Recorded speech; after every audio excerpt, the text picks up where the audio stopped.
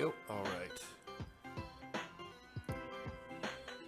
Okay, so where we left off, you guys are in that cave, the large rift with that 20-foot cliff off to the west there. Let me run these. All right, so now you guys know where you are and what you're doing. So what are you doing? Go ahead, honey. I need to zoom in on the map. Okay. You said there was a rope? Rope on this. Yep. Here, I'll draw an arrow on the map for you guys, but basically south of the waterfall there, if you zoom in close, you can kind of see it. It's a little bit difficult with the grid there. That grid doesn't do much help, I think. But you see that arrow there? Yeah. There's kind of a haphazard rope ladder hanging off of the corner there. Alright. And it is quite a ways up, so I mean it's 20 feet up. Now, presumably the bugbears that you just killed down there, the two of them that were at the bottom, remember there's the three now technically at the bottom, but there were two at the bottom, and then the third that you killed right up there by the waterfall fell down into the water and kind of floated on by. But presumably those two, which are much larger and weigh a lot more than any of the three of you, even combined really, climbed down that ladder. So it does look to be sturdy. Alright. Well, I guess make our way over this way. Find your spot. Mm-hmm. Those bracers that you found, you just throw them in your bag for now? Oh.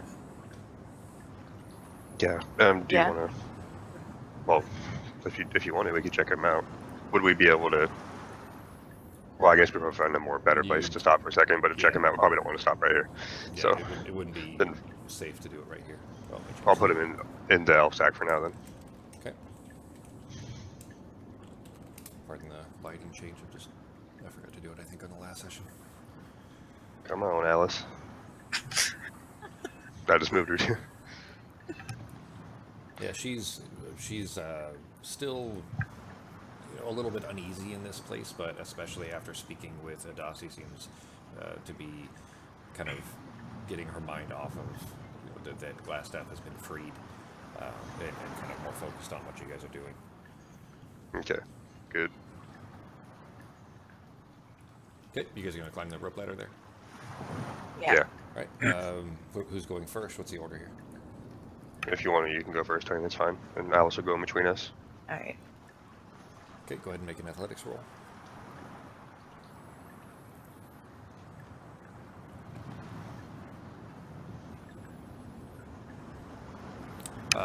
Yeah, you make it to the bottom of the ropes there, and it's extremely sturdy. I mean, it's still just rope, so it's awkward to climb because the middle part of it, every time you step on it, it kind of pulls the sides in, and with all your gear on, it's putting not much, but a small strain on the ropes to pull them back towards the middle. So it's definitely awkward, but you pull yourself up to the top with no difficulty whatsoever. I'll roll it for Alice here.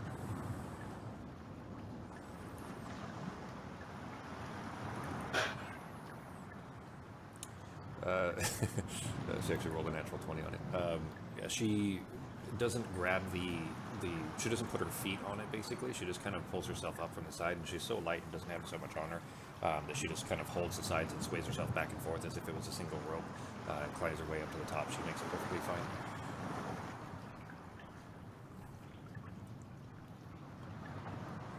I guess I could have rolled that in the... Yeah, that one could have been outside the tower, but that's fine. Yeah. You actually rolled a 15 anyways with a +1 modifier. So I mean, yeah, same thing. You kind of you don't really put your feet on it just because it does make it a little bit more awkward, and you're not carrying enough to make it difficult for you. So you just kind of using your arms and your shoulders to pull yourself up to the top. You make it up to the top there. From right where you guys are standing, down the tunnel straight in front of you, there's a stairway that leads down, and then goes down a hallway. And in fact, Westro, you saw the torch open? Yeah. Right. You can see a tunnel that leads down, like a nice carved, smooth tunnel. Let me move her map real quick too. There's a torch at the end of it. There's a lot of bright flickering light coming from the end of it there, with a little turn off that goes to the north. There is another tunnel off to the north a little ways that it looks like that's the tunnel that the Drow went through. It is across the water though, so crossing the water could be somewhat difficult. It is moving very fast. Go check this one out. Yeah. Probably don't need to take a chance on fucking drowning. So, this way. Okay. Roll a stealth check for me. Roll that in the tower, yeah.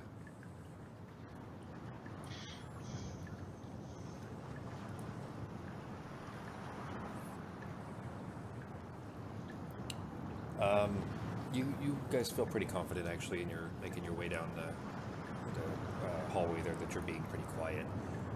So go ahead and move yourselves up as far as you intend to. Well, I'm saying that we need to look down here first to the south. That leads into Did the... we gotta go through there? Kind so, of. 2 sessions ago, you guys, this is technically the 3rd session here inside of Wave Echo. That leads down to when you guys first came up this direction and you listened at the door and heard the bugbears through it, when you heard them talking Okay. about not wanting to, complaining about having to follow the spider's orders. That's that tunnel, and you were in that T intersection to the south there. That's where you were when you heard a patrol coming Okay. in the tunnel that you're in right now. So as you guys make your way up there, though, you see there's a lot of the thin, webby strands hanging from things, including the torches there. The sconces on the wall. They're just torches that are stuck in, a holder basically on the wall. But there's a lot of there's no cocoons or anything like that, but you do see the webby strands all over the place in here.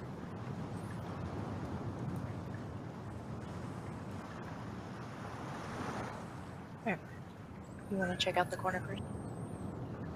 See what's up there? Okay, so looking north, honey, where I'm at? Yeah. Okay. Because you're quieter. Alright. There's a, Gonna look a north. solid door there that looks to be not new, but very sturdy. Whereas most of this place is pretty well destroyed. This one actually appears to be in relatively good repair. Alright, can I hear anything? You're gonna listen at the door? Mm-hmm. Okay. Let's see.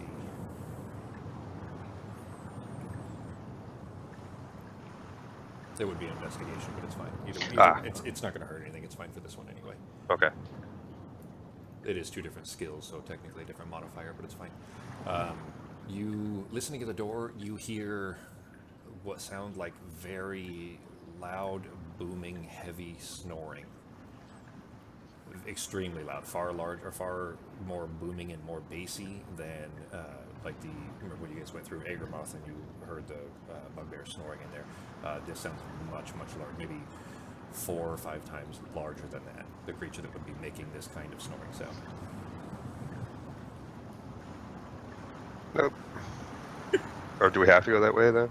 Well, it's either that or we're trying to get across that river Well, where the waterfall. so from the shape of both of you, roll an intelligence check for me.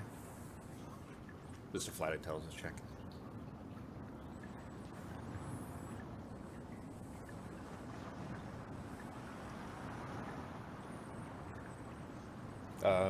You kind of intuit, particularly Dross, but both of you kind of have the same impression that the layout of this, it seems like the other tunnel also leads back to whatever the same place is. Now there may be, maybe there's a room or 2 in between, but the direction that other tunnel went back to, where that Drow escaped back to, would come this direction also.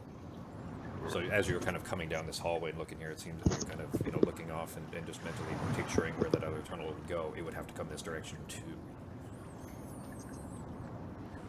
Alright. What if I try to crack the door open and take a little peek? Roll a... So you grab the doorknob and go to turn it, and it does turn. It doesn't feel like it's locked. So go ahead and roll a... I guess we'll just do a stealth, for how quietly you're opening the door. Go ahead and roll it in the tower as well. So you crack it open enough. The room is brightly lit. There was a little bit of light coming from underneath the door as well. So I mean, you could tell that this room is definitely well lit at least. But you crack the door open and look inside. You see a very large cavern. But whereas all the largest caverns of this place that you've seen so far have been relatively naturally formed, this is carved. This is definitely a room. Like this was something that was designed to look this way. You see 6 cracked marble pillars that line the halls of this wall, or line this hall here. At the north end of which stands a 9-foot tall statue of a dwarf that's seated on a throne with a mighty stone boar-hammer across his lap. The dust and debris that's covering the floor looks to have been swept over to one side, mixed with threads of the same kind of webbing you guys have seen in various places throughout these tunnels. You see half a dozen bedrolls and packs that are neatly arranged around a rough-built fire pit. A wooden table covered in stacks of books stands on the west side of this room between 2 pillars.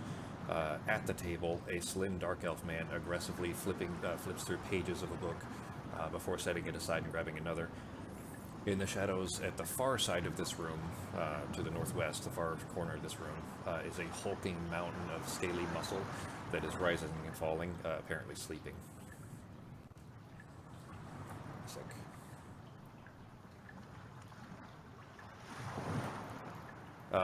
Without looking up, the dark elf speaks in a calm, smooth voice. Why do you interrupt my work, meager creatures? I have much to do.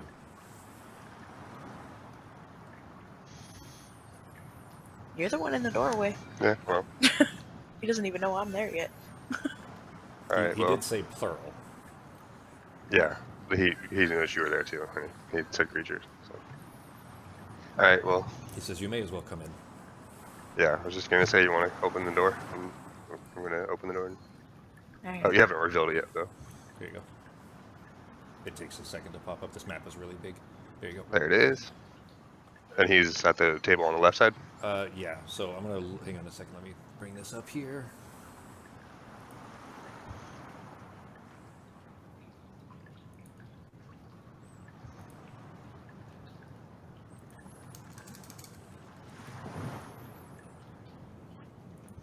Alright, he's right there.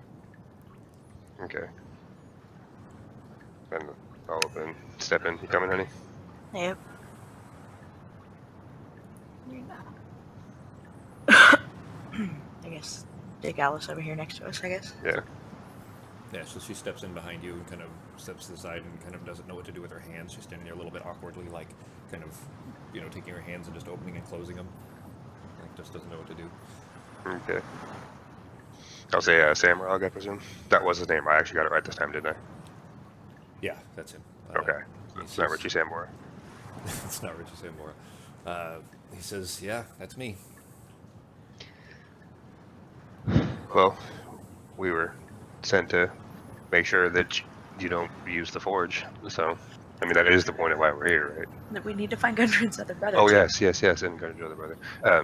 Yes, we are also trying to find the whereabouts of a friend's brother. He says, well, I'm afraid that's really of no concern to you. And all of this is without looking at you, still seated at the table, or in his chair at the table. He says, I'm afraid that's really of no concern to you. He stands up, pushes the chair back, and with a flourish of sparkling purple dust, he looks in the dark corner where he flings his hand up, and there's this purple dust kind of flings it from there. But he looks over in the corner where that giant beast lays, shouts a word you don't understand, and then you see the purple dust landing on him, and as it lands on him, he starts to fade out and disappear until he's no longer visible. The hulking fiend begins to unfurl itself with the sound of chains jangling as it moves. You see a massive steel collar around its neck with chains hanging off of it, revealing in the torchlight a monstrous creature wholly unknown and alien to you, with 6 scaled arms/legs, each ending in lizard-like hands. It hunches down on its front and back pairs, while the middle pairs reach to a set of stone pillars that lean against the wall nearby and lifts them up like massive clubs before roaring its alien goat face in your direction, spewing out these threads of sticky fibers. And go ahead and roll initiative. Alright, and then before we get started, I gotta go back real quick. So. Good time. No, we're not. Good time.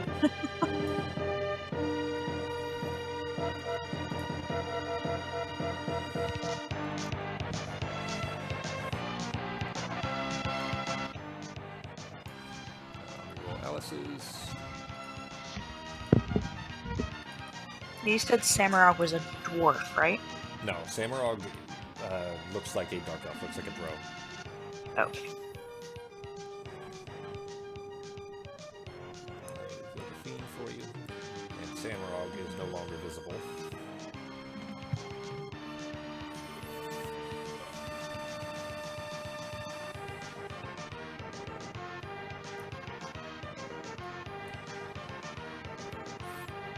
We get to sit here and listen to this badass music until Ben gets back.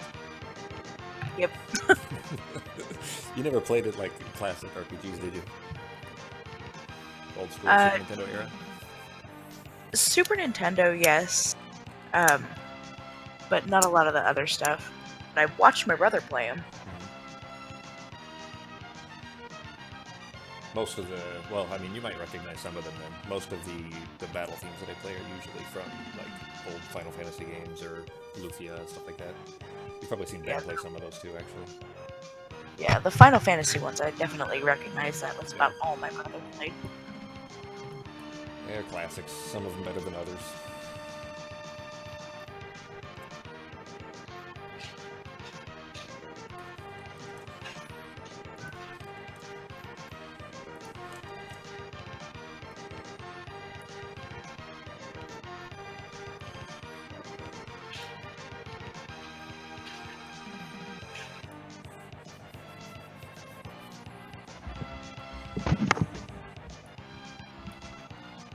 Okay.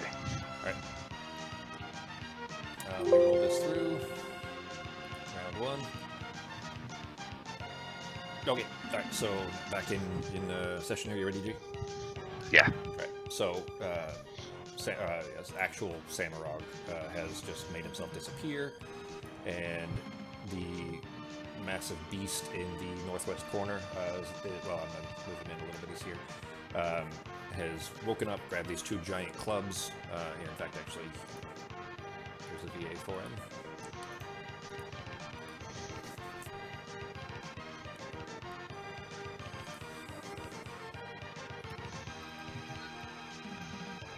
Yeah, we're definitely gonna die.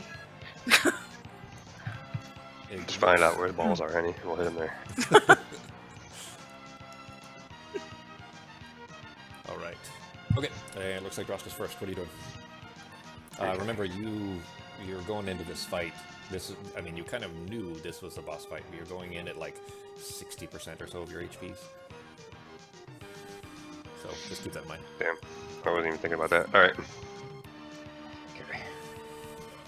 I think you have got 25. You have 25 HPs left right now. Alright.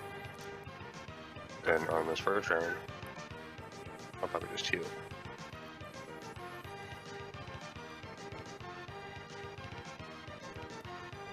What are you doing? I'm gonna use my potion to heal. My regular healing potion. Okay. So. You rolled decently at least. Okay, cool. You just healed the fiend though, so good job. Oh, cool. I'm glad he's doing better. So he looked like he wasn't feeling too well, so I was like, let's make this even because I'm so much bigger than you. So when he was standing up, I mean, you heard him sneeze, and you know all that phlegm shit that's coming out of those threads of webbing and stuff. I mean, he's probably got some kind of a nasty alien cold, so yeah, exactly. let's consider it. I wouldn't want him feeling bad. So. Alright, I just healed you instead, so you're good. Thanks. You've got 2033 right now, so. Okay, that is your action. Do anything for a bonus action? This might be not to, give you tactical suggestions, but this might be a good idea. Can I hide? A good time, to try using your bonus action to hide for your cunning action. Yeah. That's what I was gonna try. Alright, click the cunning action one. Okay. The bonus action to hide one. And then roll a stealth for me. And you need to tell me where you're trying to hide, because this room is pretty brightly lit. As you can see, there are 4 torches along the sides and then a fire pit in the center. And this thing sees you already, so it already knows where you are. So hiding is not going to be easy. But go ahead and roll it, and then I'll just compare it against the DC. Okay. Oh, I put that in there as effect. I should take that off. That's not really what I intended it to be. Did I do that right? I hit the hide effect, and Yep. then I Yeah, didn't you're roll good. to stealth. Yeah, you're fine. Okay. And So so you did it right. I just put it in there as an effect, and I shouldn't have. It should just be a note as opposed to actually saying hide. Okay. So, but I'll fix it later. No big deal. Because and no hide. he has torn apart the pillars on the two northernmost pillars were the No, ones that he they're tore apart, right? actually ones that he had dragged in here with him. They probably Okay. came from a different room. In fact, you actually went through that room, but one of the rooms that had a collapsed ceiling, he had taken them from there. Okay. I just hadn't investigated too much, but basically it's just been, dragging these things along with him and using them as massive clubs. Okay, then I will attempt to, if possible, slowly move over this way. Maybe he'll, lose his interest in me as I try to get behind that pillar. Maybe he'll, look at something else, and that's where I'm going to. Okay.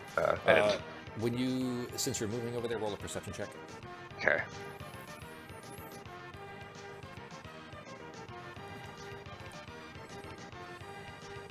I don't know if I like this boss theme that much. Okay, so as you're coming around the corner of that pillar and kind of peeking just to see if you're in a clear spot or not, you actually notice there's another thing in this room here.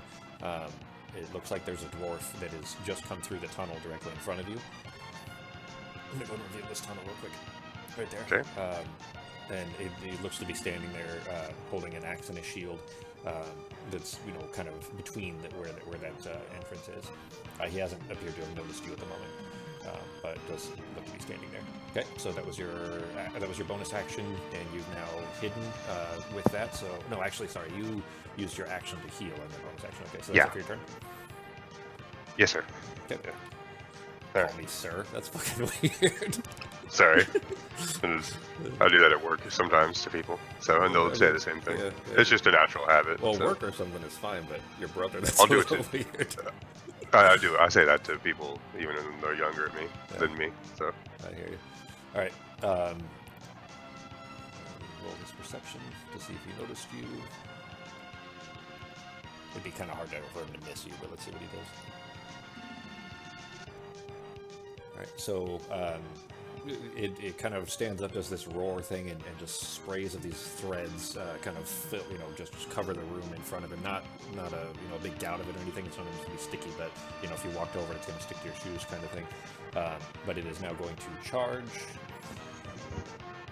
at Westra.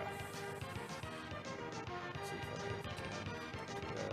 can get to there is as far as it makes it.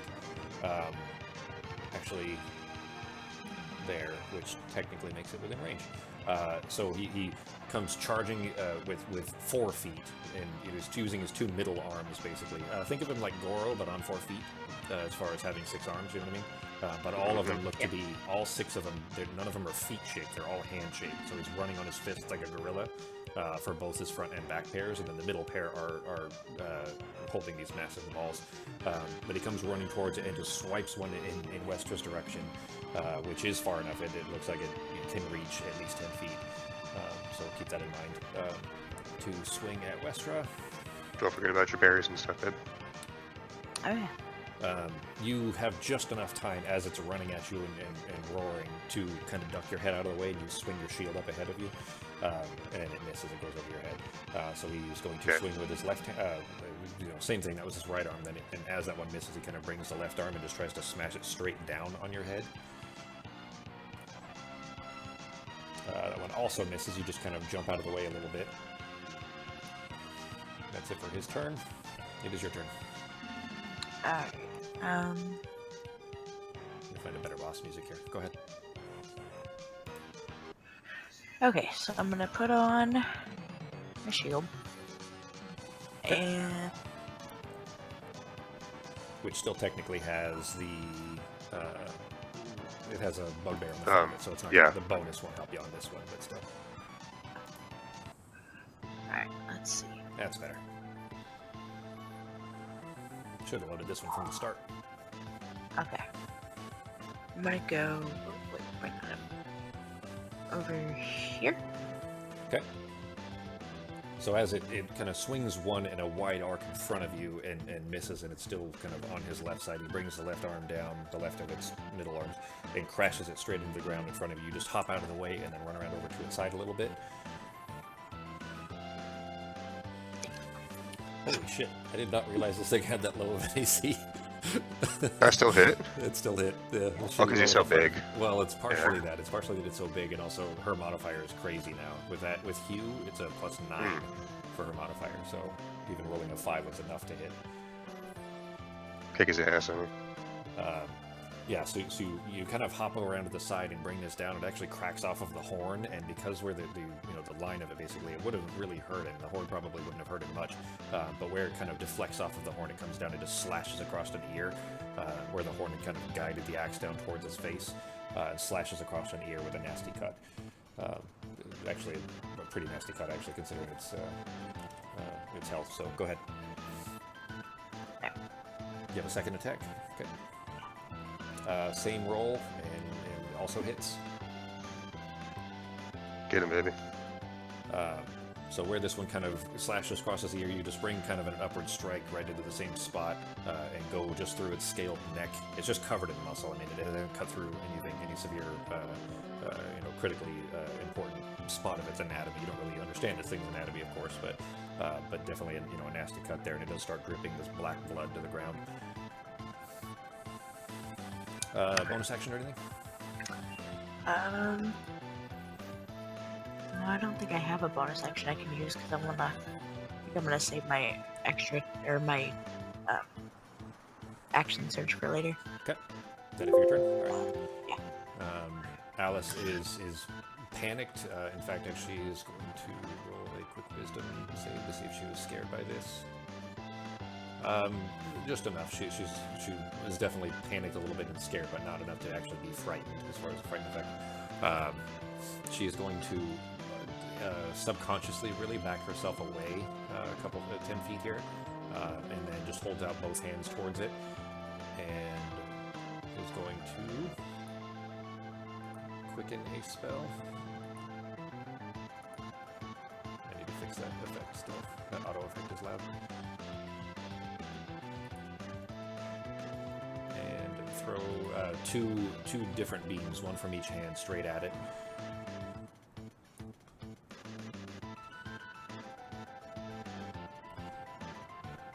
One of the beams goes wide, actually, and it ends up shooting right between you and this beast and ends up kind of crashing into the wall above, where you see a big scorch mark as it's kind of shot through and hit the pillar there. The second, though, catches it right in the face. It doesn't appear to have hurt it very much. The flaming, scorching ray there just burns it, but it doesn't look like it's, it didn't catch on fire, and it doesn't, it looks like it basically just shrugged it right off. That's it for her turn. The dwarf then, now noticing that you guys are in this room here, and kind of looked over and saw this flaming ray coming from Alice, now notices Drost at this corner pillar, and is going to run up to the corner here and swing at Drost. Alright, I'll dodge if I can. Okay. It did hit, so go ahead and click your uncanny dodge. Okay.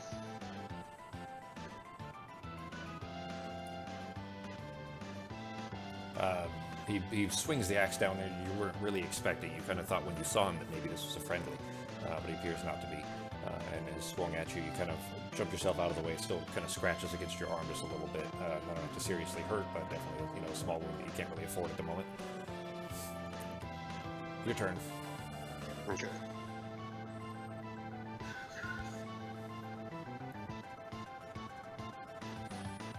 Well, apparently, since I have a new friend here, I will hit him. Okay. Oops.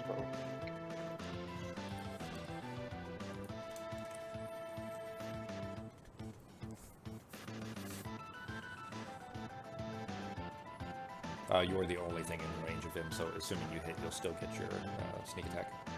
Okay. And it hits. So he comes swinging the... I put your knife in there, both, by the way, for both main hand and offhand. Obviously, you'll only use it for whichever... You'll use it for one hand or the other, and then use your regular long knife for the opposite one. If you're going to do two. Does that make sense? Yeah, so that way I do have the option of using that in my offhand, too. Exactly. So I know, yeah. Yep. Cool. All right. Okay. So he basically brings the axe down towards you, and you kind of jump yourself out of the way, and just with a the Drin knife sticking out of the bottom of your hand in a downward stab, you kind of slash it down at him. It hits. Go ahead and roll your damage. Okay.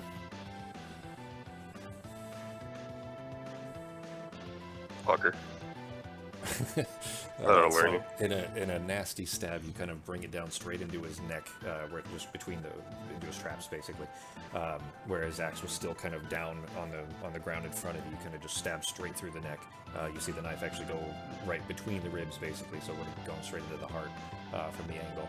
And you yank it out, and as you pull the Drin knife back out, the blood flinging off of it you see is not red. It looks to be a dark ochre color, like a dark purplish kind of a color in this light. But he instantly slumps down to the ground in front of you, and you don't really have time to watch this, but you see as you're looking down at it, just in this brief fraction of a second, you see the body begin to kind of change shape a little bit.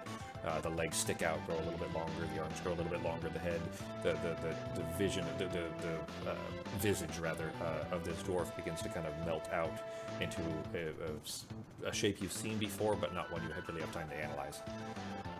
But it is dead.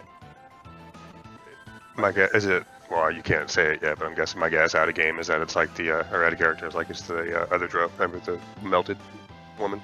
You couldn't. I'm guessing that's yeah, probably. I mean, you couldn't necessarily intuit at the moment, but similar to that drow woman that you killed. Yeah, similar to that. Okay. You just don't really have time to necessarily think about that at the moment because you're in the middle of this fight. Yeah. So. A little bit busy here, so. Right. Okay. You still have and your then- hand. For your bonus okay. action. Yeah. Has the thing noticed that I'm here? Or is it still entertained by Westra? Did it notice me when it walked within range here after I hid behind the pillar? You don't necessarily know. Okay. So it doesn't look. I mean, it didn't look your direction. I can tell you that much. Okay.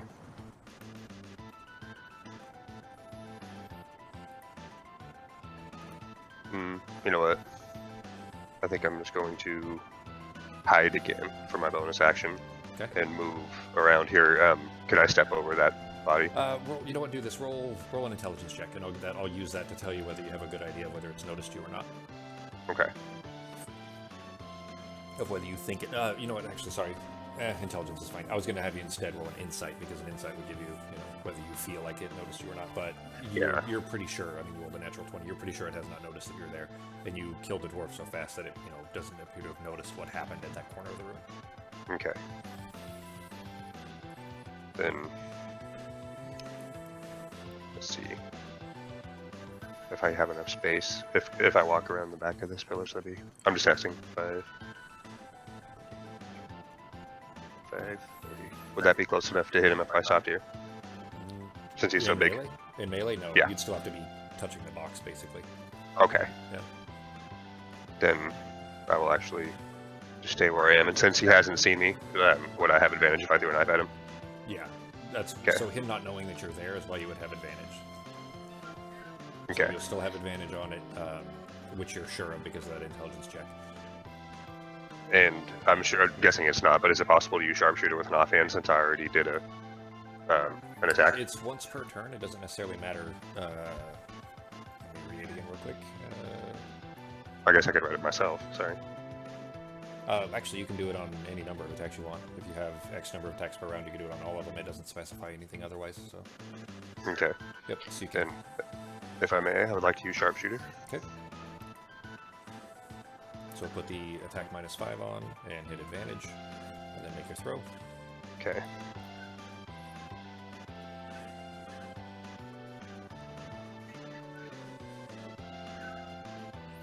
So where Wester has just kind of cleaved down through its ear and then kind of an upward strike at it, it turns its head towards her to roar at her, and you get these. Wester gets covered in these little specks of threads of this webby shit.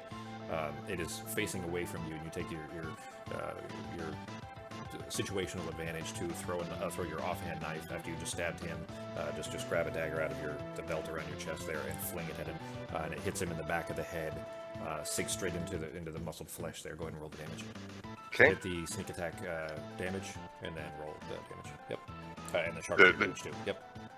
Okay.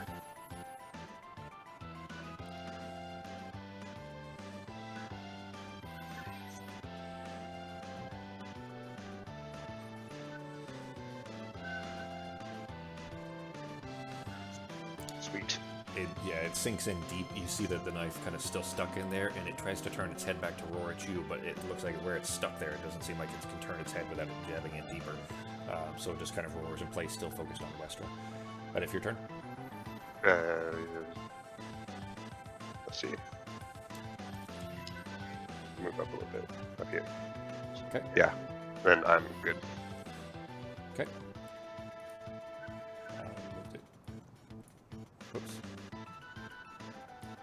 While this is all happening, and you guys can't really, focus to turn your attention to something here, but you hear specifically Westra. Gost, you actually see this happen. Westra, you more hear it because you really couldn't, afford to turn your head without risking getting bitten or beaten by this thing. But you hear shambling, moaning and groaning sounds coming from the doorway. Whoops. 1 second. And you look over to see, through the doorway that you guys left open, 3 shambling zombies, of the dwarven zombies, come kind of slowly making their way in. One of them runs, but this is kind of a shambling zombie walk. These aren't 28 Days Later kinds of zombies. Making its way anyway towards this giant thing, and tries to slam both of its fists down on this creature's head. But it misses. It is now the fiend's turn. It is going to. It drops both of this after being jabbed in the neck and the slashes that Westra has done on it. It is going to, with both hands, both middle hands lowered, it drops the 2 massive mauls and reaches both hands up to try to smash them into Westra's sides, trying to grab her.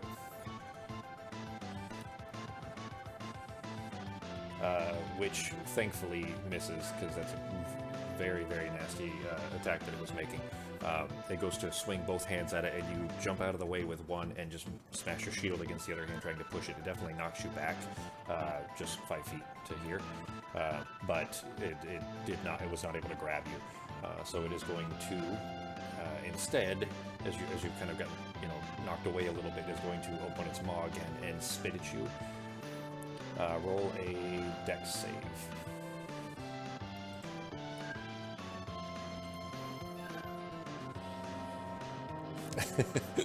That you also kind of pop your shield up, and most of the spray just splashes against the front of the shield and then sticks to the floor. You actually have to kind of yank your shield away from it to break that tension between this sticky threads that are kind of holding your shield towards the ground now. But you yank your shield back up and pull it away and hold it back in front of you again. Both times, those were 2 very deadly attacks at this thing, and you end up screwing both up.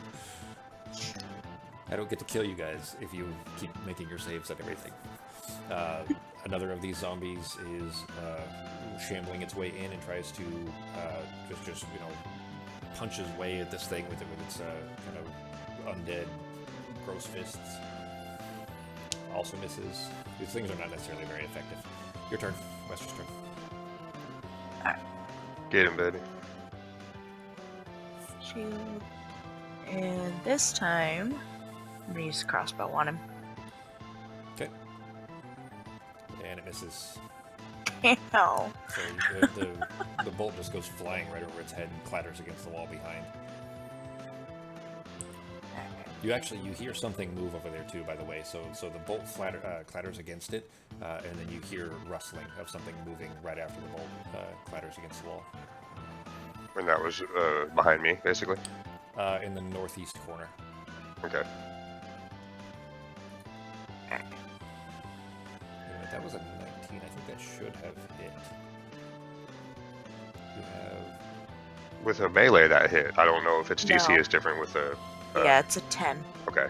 With a crossbow instead. Yeah, because it was 5-5. I meant the beatdown swing. I've got to fix your AC. Go ahead. I'm not going to wreck on it. The beatdown swing that it did trying to grab you, that was a 19, and your AC should be 18, I think. So I'm going to fix that, but go ahead. I'm not going to wreck on it or anything. You still have your second attack and a bonus action if you want. I think I know what it is. Yep. All right. That's better. Okay, it's fixed. So you pointed at its face and just take another shot, and the bolt goes straight into its eye, into one of its eyes as it's yelling at you. It doesn't look like it hurt him all that badly, but it definitely still has a bolt sticking out of its face. Any bonus actions?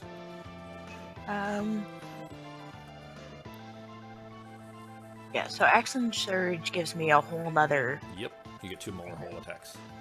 Get him, baby. Alright, we're gonna do that. Okay.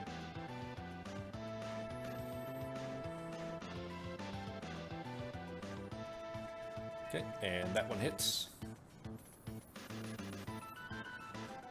And you kind of aim for the same spot, and the bolt ends up going in just above its eyebrow, and the bolt just scratches it just a huge gash because it doesn't sink in. It ends up hitting, maybe a bony material or something beneath it, but the bolt kind of scrapes where it hits the bone of the eyebrow, scrapes a massive gash across the whole forehead until it ends up with this kind of bleeding wound between its horns. Good shot. Another one? Oh, I get 2? Yeah, if Action Search is a full thing, so you get both attacks again. Oh, okay. Yeah. But that one also misses, and it kind of ducks its head down after you scratched a good nasty wound on its forehead, and it goes sailing off into the distance and clatters against the wall. You don't hear any extra sound this time. Okay, I'm gonna go up this way. Okay. You're gonna stop there? Yeah. Okay. It is Alice's turn. She is going to move her way over and then looks down and sees this melted thing and makes kind of a a gross, like a ugh, kind of a look, and then tries to hop over it towards Drost. She ends right there and is going to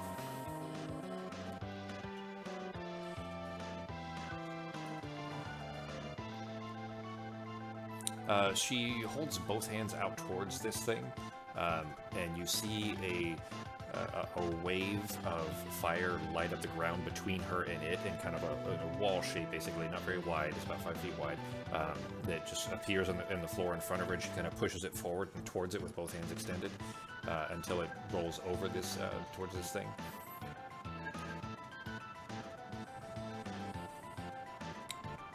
And it wasn't expecting this. It wasn't really paying attention to her, especially because the attack that it made against, or she made against it earlier, didn't appear to have hurt it very much.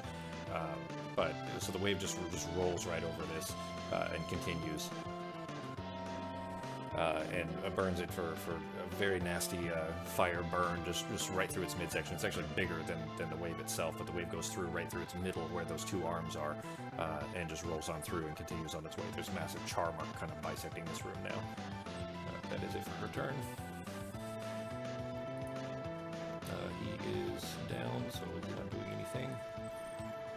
This last zombie can just barely make it, and will run in trying to slam the fiend here. Oh, like a karate kick. No. Yeah, these are not very talented. Damn it. Alright, Rostron. They need to know Rex Kwando. This thing wouldn't stand a chance. Break the wrist and walk away.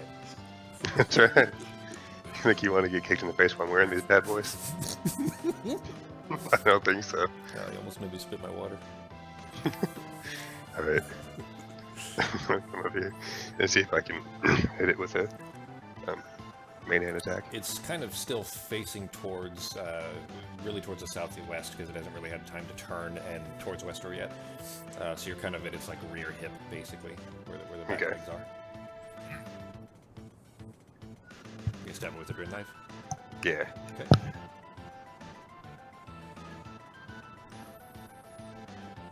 And it hits. The knife sinks right into where the hip joint would be. And I do get sneak attack since the zombies are flanking it, right? They are friendly, technically, right? Or does that count since they're not real? Damn it, I have it saved, hang on a second. Print that out and save it, just so it'll be, for your own use, it'll be easier for you to know whether you get it or not. You don't have advantage. The target is flanked, though, so yes, yeah. Yeah, I just didn't know if the zombies counted as technically a friendly Because they're on our it side, actually- but it's they're not real players. So It's not a matter of friendly. What it is whether it's an enemy of your target. So if your Oh, target, okay. if it's an enemy of your target, that's when you would get it. okay. In this case, it does apply.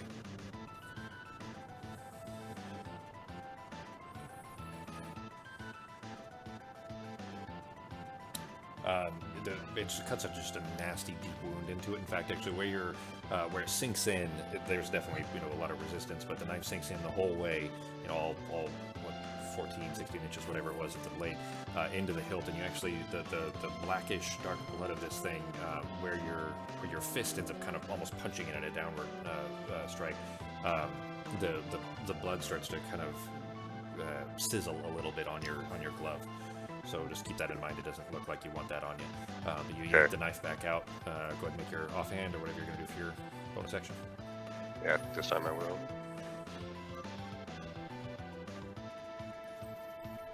Okay, and that one also hits. You use the Dren knife for it. Oh, I did. Oh, oops. It doesn't- Then it I'll do doesn't- the damage with the other one. Yeah, exactly. Use the damage for the other one. Yeah. It only matters in the case of because of the critical from the Dren knife, but we just wouldn't roll it in that effect. In that time. Yeah. Okay. Yeah, this one you kind of stab in right next to it. It doesn't hurt as much, obviously, but you yank the knife back out and see the spray of this black blood kind of pouring out of its left leg now. Sweet. Then I'm going to. I moved. Did I think 15 already? So. Yeah, looks about right. So it's. If it's diagonal, then I guess is that 15? Yeah. That's fine. Okay. Yeah, you're fine there. Cool. You do hear some movement behind you. You kind of look over your shoulder. You don't see anything there, but you did hear some movement from behind you. All right. That if your turn? Yeah. Okay.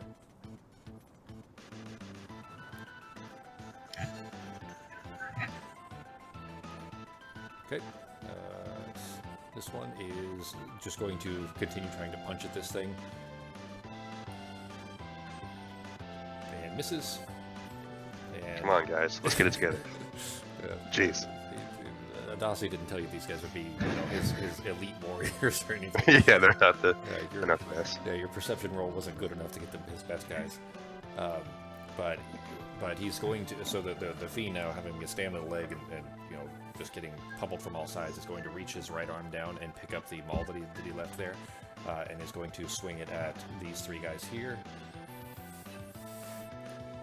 Whoops.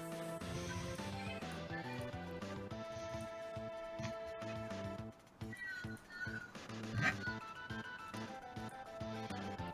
we go.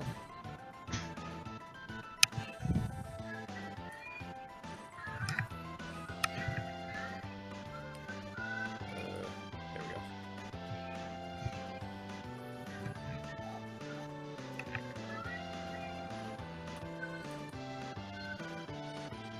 Oh, our friends. He swings it through the whole row of them that all just lined up there. It's just a perfect baseball kind of a swing, or like t-ball rather, and just crushes through all three of them. There just isn't like hardly any resistance. There just isn't much mass to them left, and they go flying against the wall and smack against this far wall over here from the force of the swing. And let's see. One of them looks to still be slightly moving after it's landed. The other two don't. So much for all the help. I know. And actually, he has two. Yeah. Well, I mean, he was distracting. There was one half of a round of attacks that he didn't make on you guys. That's true. So that's something at least. And he is, as soon as that swing is over, it grabs at the other one and turns around, roars at Westra, and comes charging straight at her again, and is going to try to swing the other maul at her. Don't forget your berries and stuff. Misses anyway. Jesus, this guy's supposed to be tough. This was a tough boss fight. He's just rolling really shitty, and I've made you guys overpowered a bit. So he is down. Westra's turn. He is in melee range with him. Cut him. You cut him up, baby. Alright, so shield again. And where's he? Right there. And it hits. Just keep rolling fives. That's fine. Just keep rolling fives and start killing my bad guy boss enemies. So he comes roaring at you, and you just slash it right across his nose, like basically where the same kind of gashes that you made with the crossbow bolt, just right through the center of his face. There's a bleeding, nasty gash across the nose there. Second attack, Nice bit. and it also hits. Damn. And you kind of followed up with another swing. It's just been kind of a horizontal strike across its nose. It kind of yanks its head and shakes its head back and forth, just flinging this black blood all over the place. But it doesn't appear to have hurt it too badly, but it's still moving.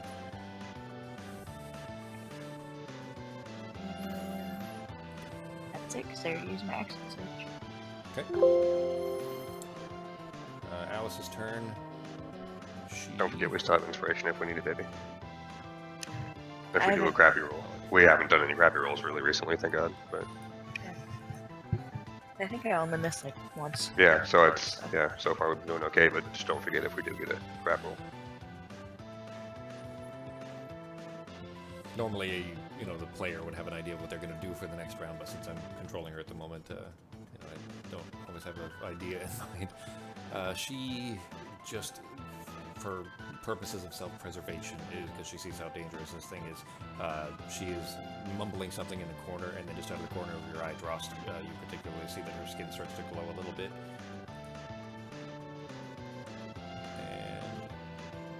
And that is it. Okay. Oh, hang on, I gotta drop the effect on her.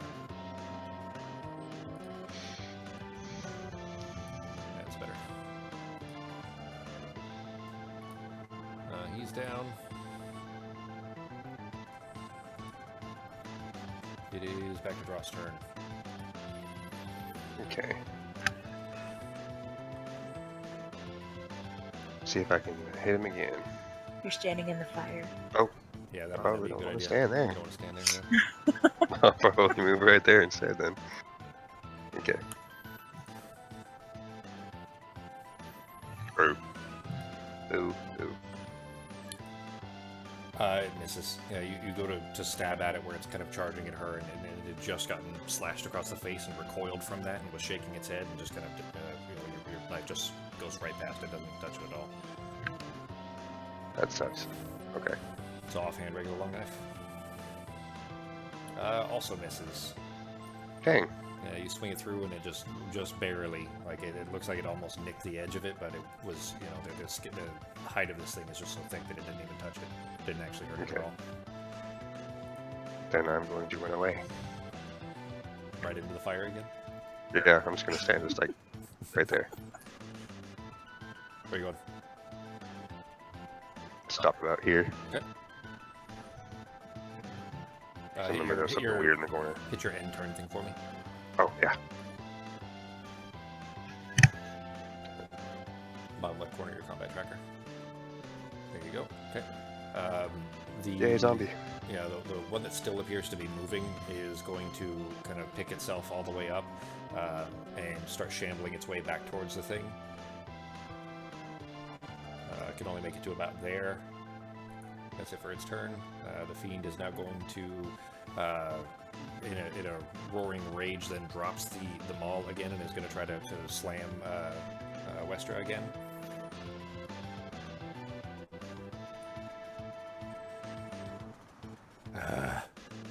This is this is no fun for me if they just miss all the time. This guy is like a really, really tough bad guy, but he just fucking can't hit you guys.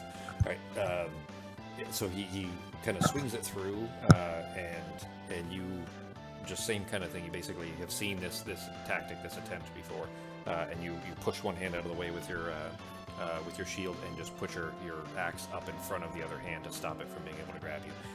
It is going to try it again.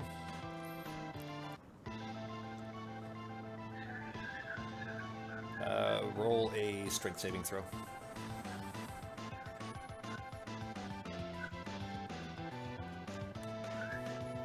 Get him, baby. Yes. Damn. All right. So this time, where it tries, you kind of ducked out of the way, and it just rings his arms back and slams him in again. And this time you're just not quick enough to move out of the way, and it smashes into your sides, hurts like a motherfucker, crushes your ribs together. You can parry if you want. Yeah, do you want to parry it? Like, you can deflect at least some of the damage from it if you want. Yeah. Okay. So under your parry, just go ahead and hit the, yep, just hit the self-heal one. Nice. Yeah, so he did 16, you took away 7 of it from just kind of dodging out of the way just enough that it didn't do as much as it otherwise would have. But because you hopped out of the way just in time, it didn't actually get to grapple you, it didn't hold on. That's it for its turn.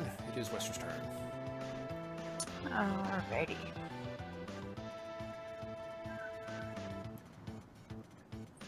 It's good that you're remembering to do that. And it hits. This time where it just kind of slashed against you, or smashed it together, you kind of make a deep gash in through its forearm. Just to, barely even cuts a small gash through it, but it still obviously hurt. But the forearms are bigger around than you are. But still cuts a nasty wound through the right forearm where it just smashed you together with it. You gonna make a second attack? No! You can have an inspiration. So Well, I don't know if it's too late or not, but go ahead if you want to. I don't know if it's. I don't want to make it. I don't want to break the rules. I'm just No, it's saying. fine. That's what it's for. So go ahead if you want to use it. Yeah. It's just convenient time to use it, right? Yes. All right, and that one hits. God damn it! I gotta stop making you guys overpowered. Aw, damn.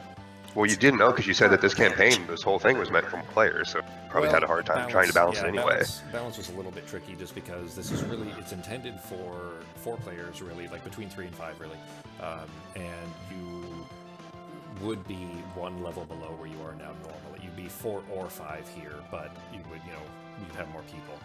But it doesn't matter. This fight isn't. I'm not going to spoil things. In fact, what we'll do is probably in the epilogue episode, which we'll do, next week or in the upcoming weeks anyway, I'll go over the things that were in the game versus the things I put in the game that weren't there, just by the book. But this fight isn't exactly what's in the game. You'll see when I go over that. But I still try to balance it, based on how the math is supposed to work. So the math uses a system called CR, or challenge rating, and it doesn't work the greatest. So it's a little bit of a guessing game, and also just me not being, I haven't been doing this for long enough to know what I'm doing, to make things particularly challenging. But we'll see. I mean, also there's also the the luck of the dice rolls, and that you guys are rolling decently, and he's rolling really shittily. Yeah. So all right, but that one hits. Okay, you roll your damage. So you kind of make another cut against the other arm. So now he's just got these, bleeding holes in both arms, and just a really bloody, cut up face, and then a knife sticking out, or a bolt rather sticking out of one eye. But if your turn. Oh, me? Yeah. Yep. Sorry. Okay. All right. Alice, seeing this and seeing that this beast bleeding pretty nastily, is going to run in a little bit, not enough to, feel like she's in a dangerous spot. Is going to throw. She can't use that without hitting you, so she's going to. She just holds her hand out, and a familiar ball, a small ball of fire, flings out and smashes against its hide, burning a kind of a dark black wound into it that just immediately cauterizes, so no blood pours out of this part. That's it for her turn. It is back to Drost. Okay. Now hopefully I don't miss this time. And I'm not going to go in the fire. See if I can hit him with a main hand attack with the dread knife. Okay. And it hits. Sweet.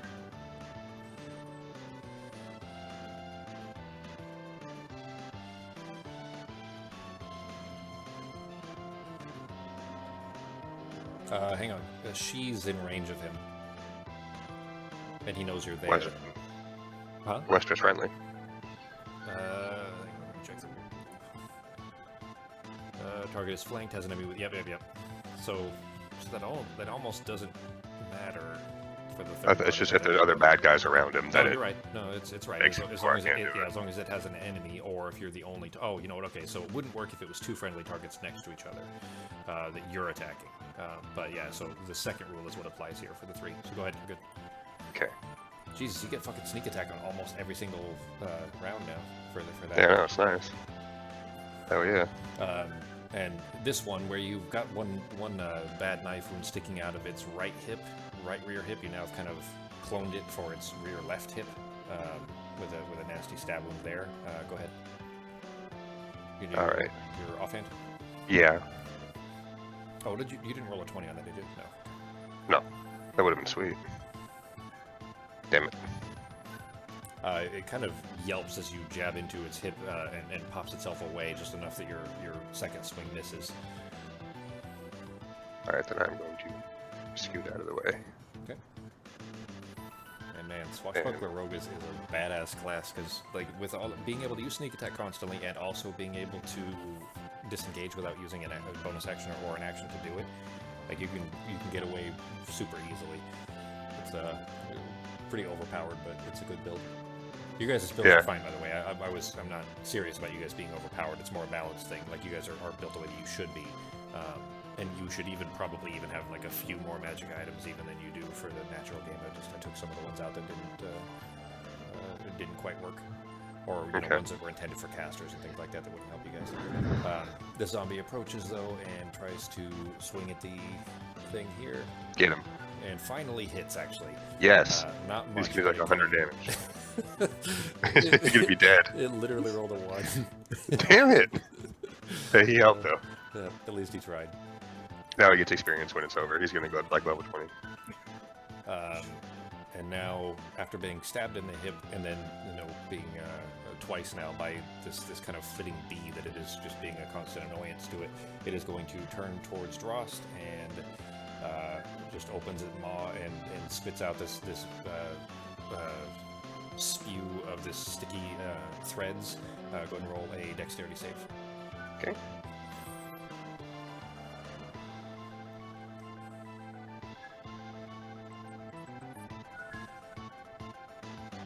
Ooh, not good. No. The threads settle over you, and you try to get out of the way just in time, but the direction that you hopped over to, just like a little short hop, is exactly where it landed, and it ends up covering you just head to toe in these sticky threads that immediately just adhere to your skin, holding your arms to your sides. You are considered restrained until you can get out of that. Do you know what restrained is? Do you have questions about that? How that works? Okay, so that means I have to spend either an action or a bonus action on doing myself, right? And then until then, can I move? No, you can't move. So your feet are stuck together, like you're still standing. You're not knocked prone, but you're wrapped in this cocoony web. Basically, you can still breathe. Your mouth isn't covered, but your arms are stuck to your side. You have disadvantage on the attack trying to cut it yourself out of it. But basically, either someone needs to get the webbing off of you, which basically they would spend their action to do so, to pull them off and cut them off of you, or you can use your action to try to break out of it. And breaking out of it, you shirk your shoulders and kind of shrug yourself around and that kind of stuff. Trying to break out of it is a DC 14 strength check. Okay. For you to get out of it. On your turn, you can't do it right now. Yeah. But now that you're kind of covered and not a threat to him immediately, it is going to grab the ball back up and swing its right hand through, trying to crush Westro with the heavy ball. Oh, get your berries and stuff if you got them. And it hits. Okay, so that's riposte. If it hits, no, you use parry. Yeah, or if it misses, then you use riposte. So you can go ahead and parry that if you want to use your. Yeah, just mark off your. Yep. Okay. So you kind of, the direction that was coming from is exactly where you've got your bastion pulled up, and you throw it up in front of you to shirk off as much as you can. It crashes into the front of it, and you feel just an instant pain of the impact smashing through your elbow and running all the way straight up to your shoulder and forcing yourself back a little bit. It hurts like a motherfucker, but you're still standing. You're good. That's it for its turn. It is your turn.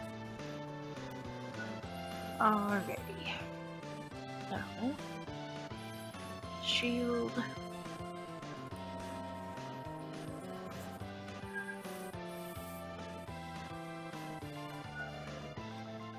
Okay, and it hits. Damn.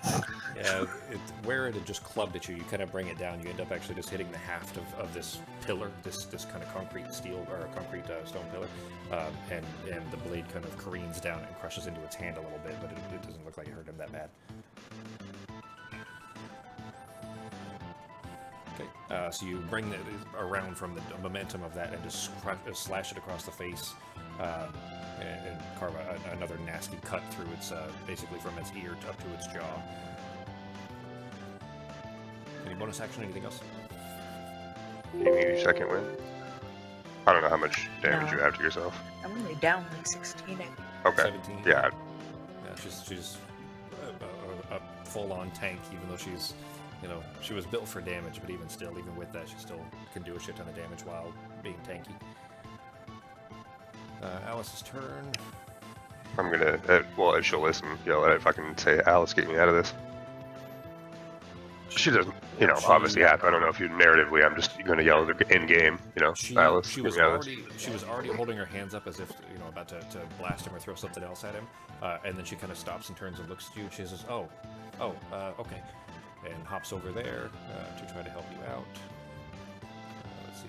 I don't have a... Can she reach one of my knives? She has. Out of my belt? She has a knife. Okay. I just don't have an improvised thing to make an attack, so I'm going to make her roll an attack against you. It's not really your AC that counts, so just ignore whether it hits or not. Mm-hmm. I guess you still would have advantage, actually, so that's fair, because you're not moving. Well, not much. You're just squirming. But she's able to get the knife up under the webbing and start to pull it away and cut up through the webbing to at least free your hands, and then you just instinctively start kind of shredding the stuff around your feet at the same time as she helps cut you out. She says, "Okay, all right, there you go." Good, thank you, Alice. All right, he's still down. Back to your turn. Oh, sorry. Actually, no, not yet. Let's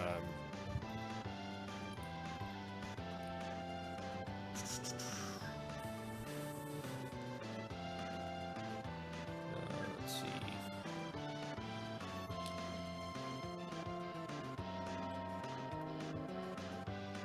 So as soon as she's cut your feet free, you guys, you're kind of, Westra's still very much focused on this thing, and you are staring at it, trying to cut your ankles free.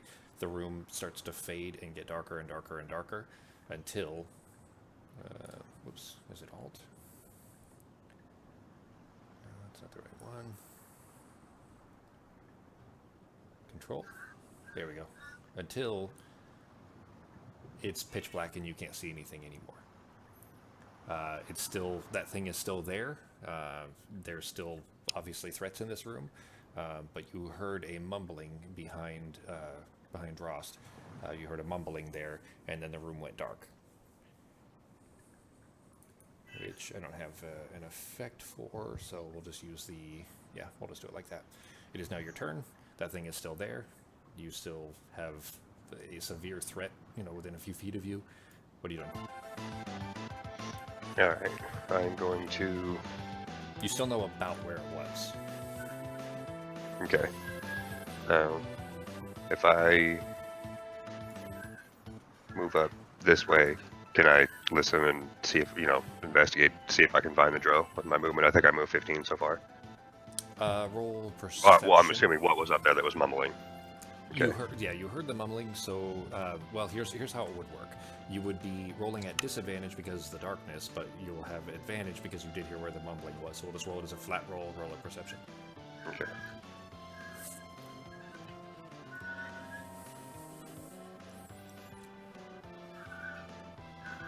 You have a vague idea that you think you might know where it is, where the voice came from.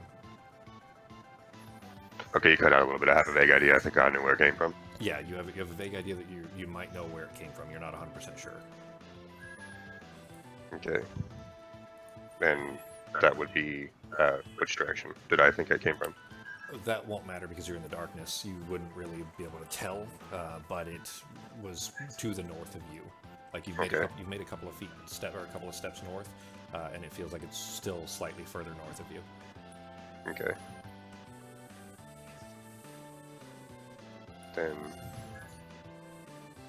going to stop here and just swing into the darkness north of me. Roll an attack with disadvantage, and Okay. are you just trying to make like a sweeping slash in front of you then, with one of your Yeah. like the dread knife or something? Yeah. Okay. Roll an attack with disadvantage. With no target. Okay. So take your target off of the Oh, fiend. Oh, okay. I gotta take the restrained effect off of you too. So 1 second. All right. Yeah, untarget the fiend. Oh, you can't, can you? There you go. It's done for you. Okay, that's good. All right. Yeah, there you go. Just roll it in the main chat, or You So if an you just attack in double-click there. it, just double click the die and it'll roll it for Okay. you in your action speech. okay.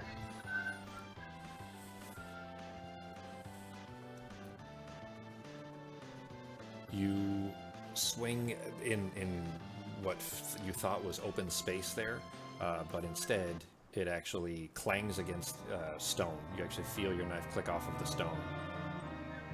Dang. It doesn't Okay. look like you hit anything. You can try your offhand if you want. Okay. Then I will face to the east. Okay, so you're turning right. Because obviously because I'm obviously not, I don't want to hit that fucking wall again, so Okay. bring it to the right, yes please. Okay, and you're gonna swing with your offhand. Okay. Yeah. This time it swings through open air. Okay. You didn't cling against the wall, and thankfully this is your offhand that is not magical, so it would have, you could have dinged it up or broken the knife, but it didn't. It just hit with your open air. Okay. You hear groaning sounds and another swing, because you still hear this thing is moving over there. But whoa, mouse is messing up. But you hear this groan, and then you hear an impact, so maybe it actually hit. And then the fiend thing roars again. It is now. Well, you know what? Never mind. I can't tell you guys that. You wouldn't necessarily know. So it is going to. I guess you'll be able to tell by the dice anyway. So it's going to try to swing at Westra with its maul. And Wester, you kind of, as soon as things went dark, you kind of shrunk yourself down a little bit, trying to make yourself a smaller target, and hold your bastion up over your face, and you feel a massive whoosh of air go right over your head. And again, coming from the other direction, also right over your head. Yes. It is your turn. Alright, well, You still So I know, still have- yeah. I mean, you felt where the waves came from. You know what? In fact, you heard it stumble and try to move. Well, you heard it moving. You heard the kind of booming, kind of echoing sounds of its hands rattling against the floor. The scales kind of clinking off of the stone as it's trying to pull away. You do get an opportunity attack for that if you want to use your reaction to do so. It does mean you would not have your reaction for like a parry or a riposte or anything for this round. If you wanted to use your reaction to do an opportunity attack, that you can. yeah, I think I will. Okay, it's still a disadvantage because it is swinging through the dark, but you did know where it was. So roll your disadvantage. Roll a swing at disadvantage. And it can be one or two-handed. It's up to you. So. Oh, okay. But I mean, you would have to drop the shield, of course, but it's backing No. away from you, so it's up to you. I'll leave the shield up, that's fine. Okay. You bring the axe down in the open space where this thing, had swung at you from. You kind of stood up from your crouched position and just swing with just a quick strike with your axe, and it definitely hit something.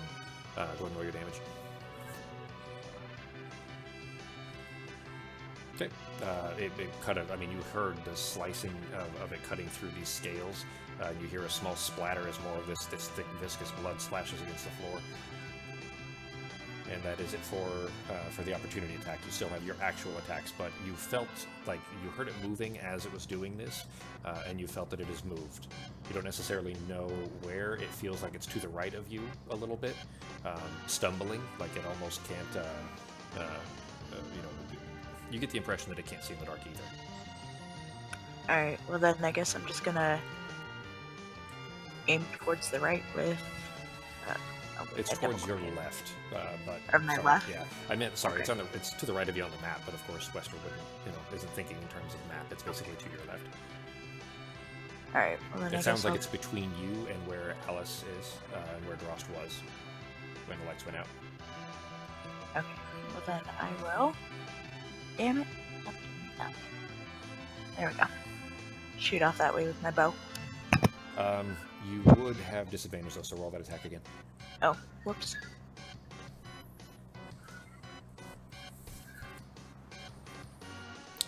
So still, you shoot off into kind of blind darkness, and it's good that you rolled as well as you did because you were shooting basically straight at Alice.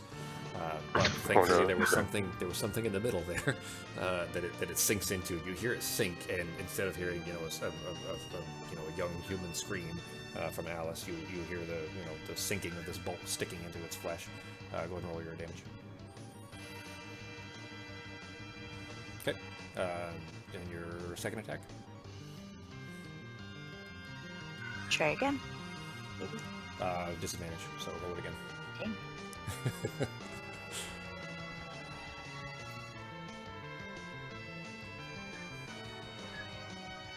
Oh, you didn't need to roll disadvantage on the second time. It would have just been because so you I'm rolled, standing right at the same spot.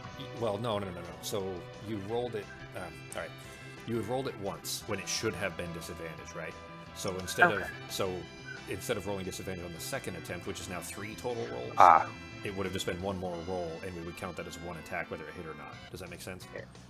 Okay. But in this case, you rolled 2 hits and a miss, so we'll go ahead and count it as a hit. Go ahead and roll the damage.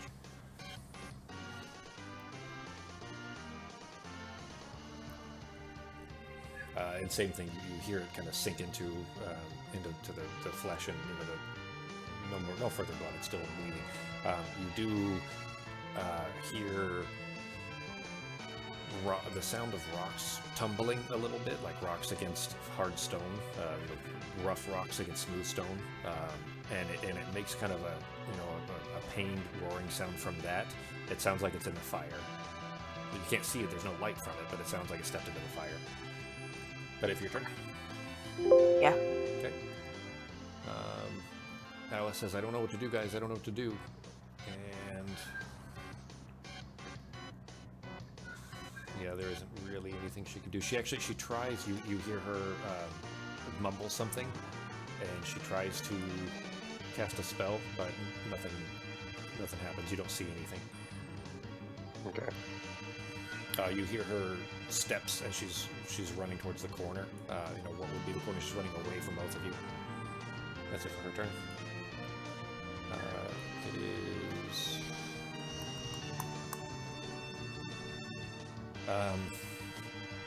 So as you're standing there, kind of swinging in the darkness, trying to find something, you feel a heavy smack against the side of your temple, against the side of your head, specifically on Drost. 1, and then instantly 2 more hit the same spot.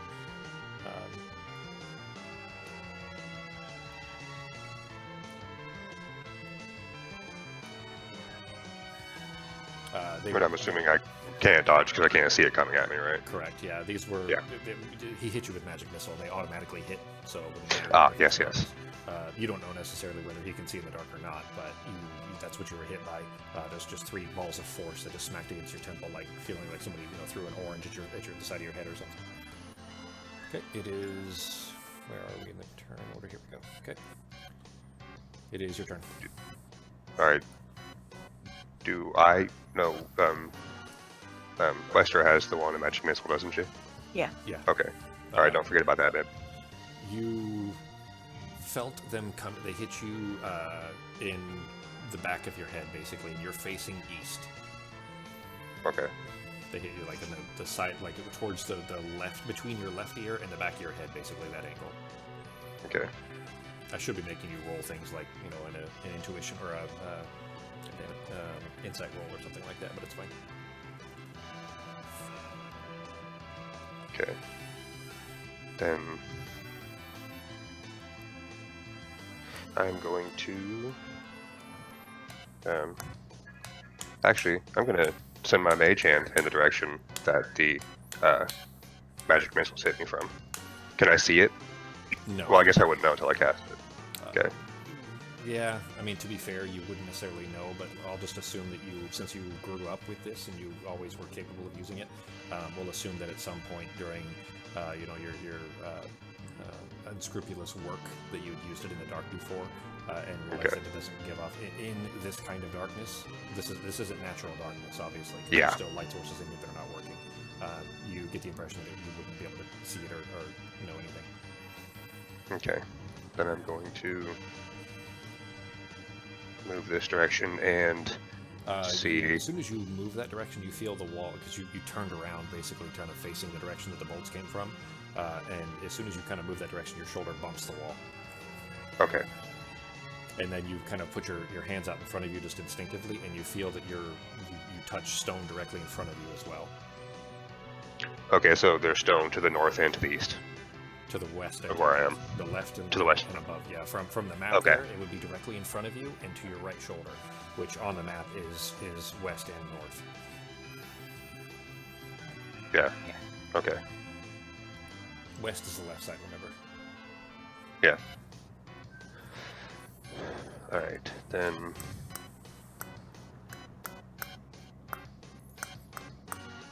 I guess he would have to be that way then. Alright, then I'm going to face east and swing my knife again in an arc. You've felt the bolts hit you from the west. You're turning around and slashing to the east? I thought you said behind me. So I thought you said to the yeah, okay, so I thought you were facing east and it hit you in my the left back and my okay, I thought you meant right now my left and my north side are covered by a wall, right? So there's nothing behind me, right? I'm facing east still, aren't I? No, you're facing west. Oh, okay. You're facing west. Your right shoulder bumped the north wall. You put your hand out in front of you, which would be the west, to the west, and you touch something, which is the statue. Remember that giant statue that's in this room?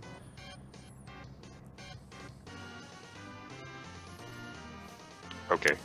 Sorry, here, I'm confused. So sorry. There's a statue right there. That's what you're touching. You're touching the wall to the north and a statue to the left, to the west. So you could work your way around the statue. Yeah, okay. So, hang on. I'm going to move you real quick. You were about there, right? Mm-hmm. Something hit you in the back of the head. You were facing to the right. Yeah. Okay? So, your target, whatever hit you came from over here somewhere. I'll draw another circle. Hang on. So, yeah, okay, behind the statue. Somewhere from the other side of the statue. It came from somewhere in this direction, based on how you were hit. It's kind of hard to usually with these, you wouldn't even use a map, and the map might be making things more confusing. I just leaving the map there because we already had it. There's no point in removing it. Yeah.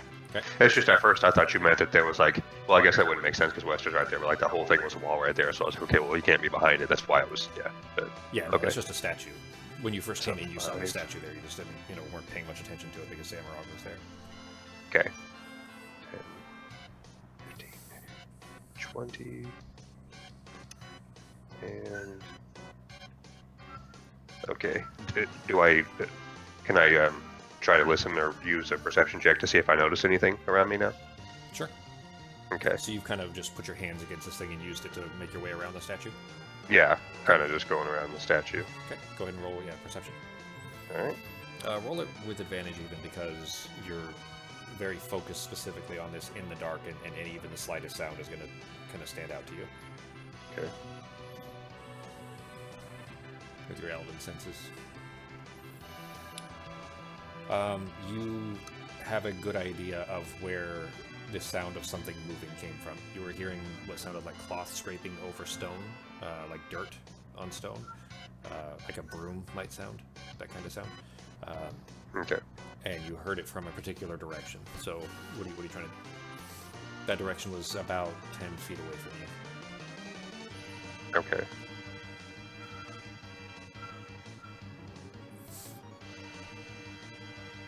Okay, then I will move here and swing west. Okay. Towards that sound. Yeah. Okay. Trying to stab, or are you trying to make a slashing move? A slash. Okay. Or so like left to right, you know, right to left, whatever. Yep. Towards the west. That type of slash. Go Yeah. ahead and roll your attack. Damn it. It just finds nothing but air. It just swings right through open air. You can try Okay. your offhand. Yeah. Okay. Same direction. That one you actually felt catch against something. It doesn't. You didn't feel like an impact, like it didn't cut through anything, but it feels like the blade actually brushed against something, maybe cloth. Okay. Then Your I turn? will. Yeah, and that's it. So. Okay. Okay. You hear the groaning sounds of the remaining zombie. In fact, actually, by now you've heard 2 more groaning sounds coming from the southeast corner. You get the impression that the 2 that were knocked down have somehow come back again already, and are standing back up, but they haven't moved beyond that. But you're hearing more of the groaning sounds coming from over by Alice. In fact, actually, you hear her squeal, and seems a little bit surprised. But the one you expected to hear, basically from the other direction, is going to try to. Whoops. Is going to try to swing at this thing again. Oh, damn it! I did roll it with disadvantage. Sounds like it actually still impacted something, and rolled another 1. Nice. Oh damn, that is a long one. That's 15 minutes of it being on the same track. All right. Where it is, you can both hear it moving again, and it's roaring in the darkness here, like it's frustrated and scared maybe.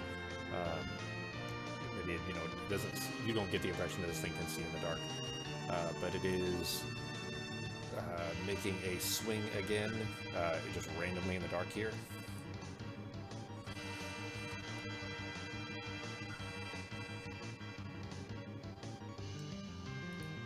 Damn it. Making my mouse without borders thing is making my mouse snap around sometimes.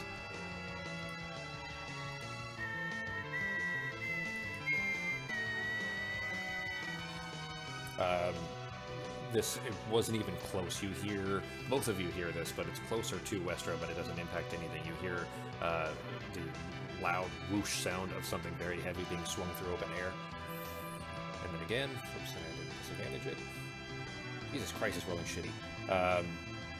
This time, you're kind of trying to protect yourself, and your eyes are just open. This is specifically Westra. Eyes are open wide, as if opening your eyes wider is somehow going to help you see in the dark, but it didn't help at all.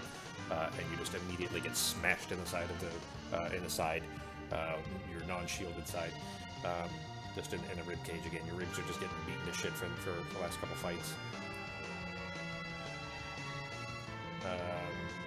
Did 9 damage. Are you going to actually? Did you? No, I this is don't it. Yeah, think this is it- it. no, This is- You used it. Technically, you would. How many parries do you have?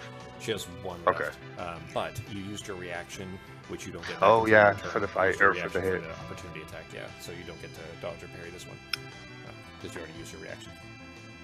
But that's it for its turn. It is now your turn. Alrighty. It And definitely it sounds was though very. It sounds very pained and scared. Oh, and it's to the right. Yeah, like to the right on the map. It's to your left, actually, as Westra, where Westra,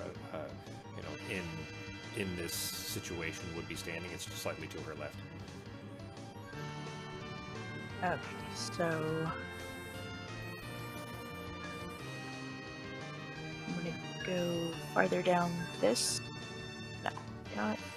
It was in range, right? Or was it not in range? Well, you wouldn't know It that hit for you, sure. but you wouldn't know if it's in range or not. It has a long reach. I mean, you noticed It that came- when it swung at you earlier.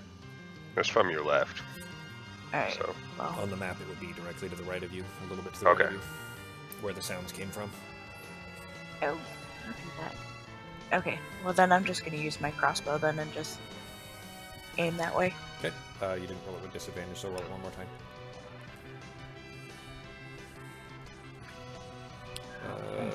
Those would both still hit, actually, so even with disadvantage, it still hits. Yeah. This thing is so big that even firing into the dark, your odds are pretty good. Doesn't sound like it hurt it much. It didn't seem to react to it. Go ahead and make your second attack if you're going to. Mark out, or hit disadvantage on it.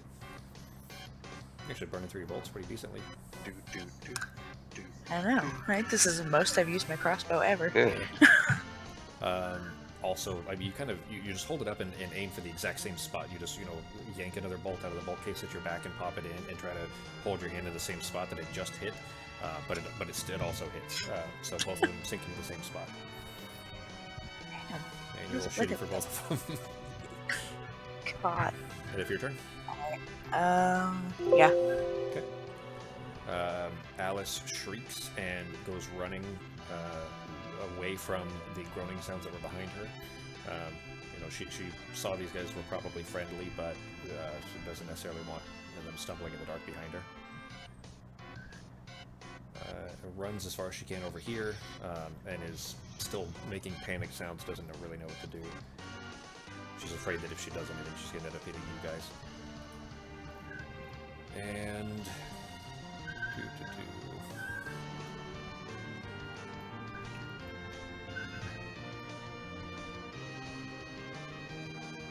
Hang on 1 second.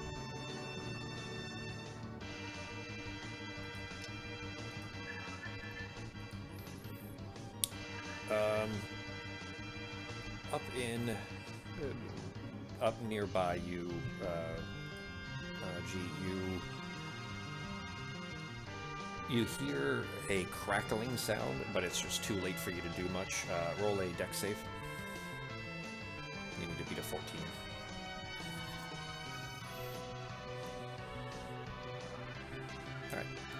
Alright. You hear a crackling sound and you can't see anything, but you are instantly your body's just jolting and convulsing constantly for a good 2 seconds or so, while your body's just lit up with lightning, with electricity. You were able to jump out of the main beam of it and were only hit by a corner of it, but it's still enough to hurt like a motherfucker. And you... Well, that's not good. Have half. That should have been half because you saved. Your save was successful, so that would have been 14, which I think was still enough to knock you out, wasn't it? No, I think I had like 15 or 16 left. Okay, all right. So we'll put you at 2. But it rolls through you. Normally that would have automatically happened, but I think I didn't put the effect on you, or the target on you right.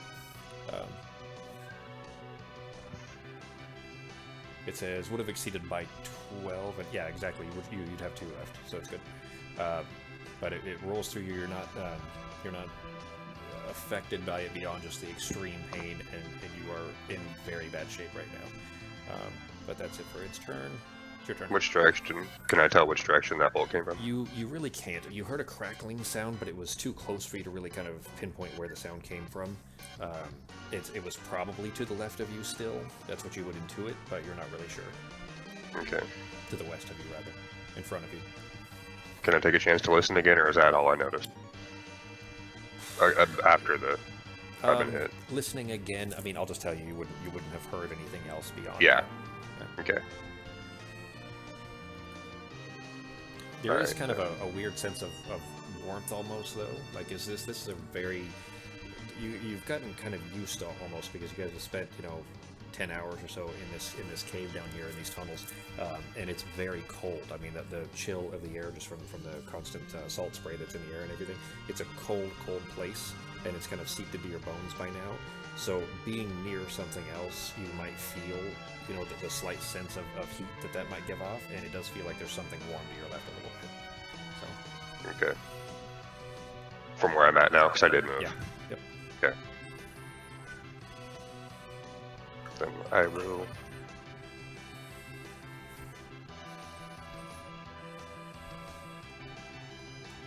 Yeah. I will swing in that direction with my main hand. Okay. So you just make in a wide arc, just as nasty of a slash as you can make when you're just essentially hitting open air, and this time it actually hits something, and you immediately there's a much boomier, echoing roar of anger that you wouldn't have expected from what you thought your target to be. It didn't fit the slight frame. When you first came in this room and saw a small, somewhat lithe, like slim dark elf sitting there at the table, this sound did not come from that for sure. Okay. But it definitely did slash into it. You're gonna make another swing. Do I need to roll damage? Oh, sorry. Or does it matter? Yeah, sorry. Go ahead. It doesn't necessarily at this point, but yeah, go ahead. Okay. Okay. You make an offhand swing. Yeah. Actually, is it using a potion still an offhand, or If is you're that still a drinking main yourself, hand? it's a bonus action. Okay. Yeah. Then that's what I would do with my bonus action instead. You're gonna make the greater. Yeah, because I already used the other one. It might still be in my inventory. I don't think you got taken No, out. I'll it's take on care of there. it. Yeah, it's Okay. It's still on your. I leave them on your sheets on purpose on your actions, because assuming that you get one later, it would be no point in having to put it back on Okay. again. So I'll just leave it in the actions for now.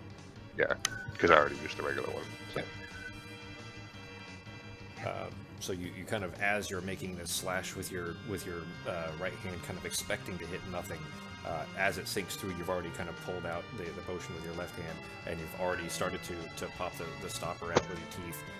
And there's a moment of surprise, really, as you actually felt it hit something, but you're still kind of, already dedicated yourself to this action of chugging this potion. So you're chugging it down with this like kind of strange, surprised look on your eye, or in your eyes, trying to figure out what the sound came from as you're draining the potion down. You rolled really shitty on that, but at least you got something back. You see what your rolls were? 4, 2, 1, 1.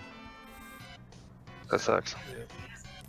But you chug it down, though, at least feel a little bit better. You feel that some of the bleeding and the burn wounds from the lightning have abated. Okay. That is your turn? Yeah. Good. Wait a minute, I did that wrong. It's not 2, it should have been 39. But you just healed. Oh, you didn't have yourself targeted. Oh. You're fine, I'll do the math. Yeah, okay. Because I had 2 left, and then before I drank that potion, right? Yeah. Yeah.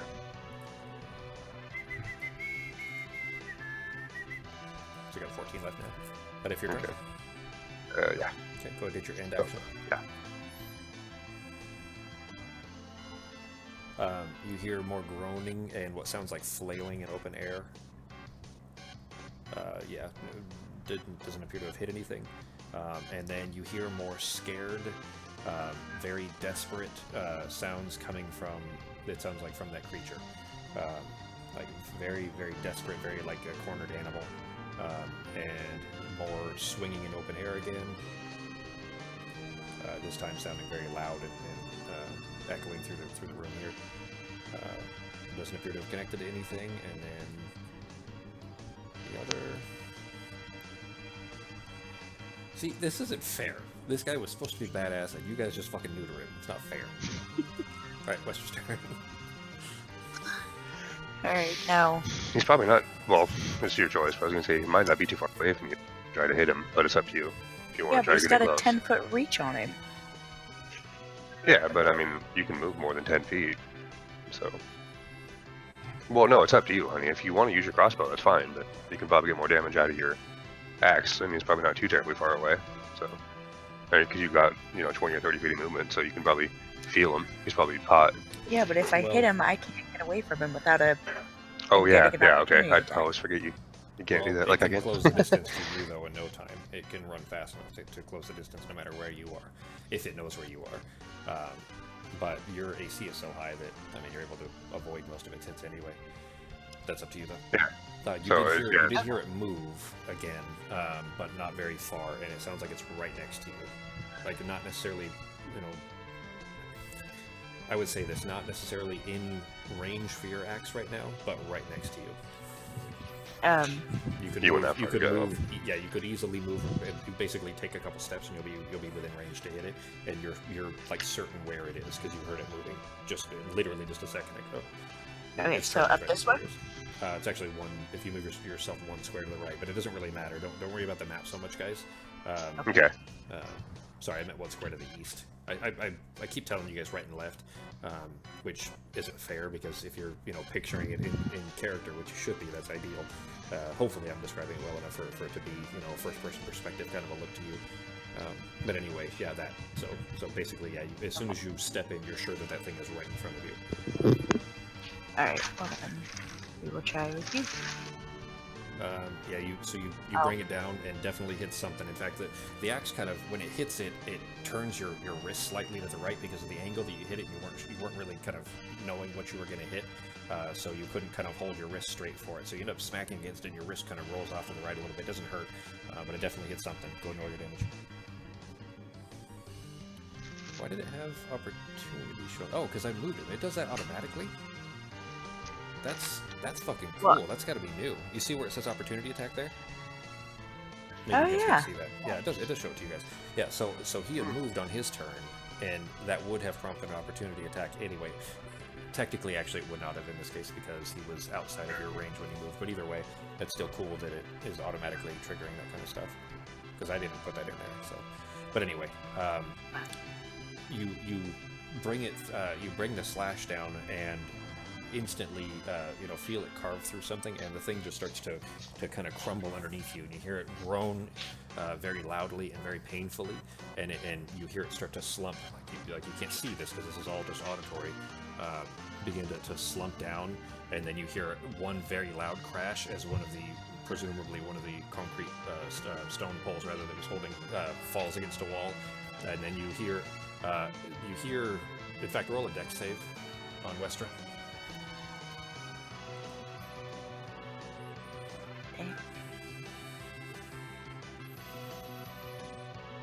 Oh, damn. You can hear something whirring through the air towards you, but you just don't have time to get out of the way. And it sounds like this thing was slowly falling, and it has dropped one of the clubs in your direction, which you will do half there.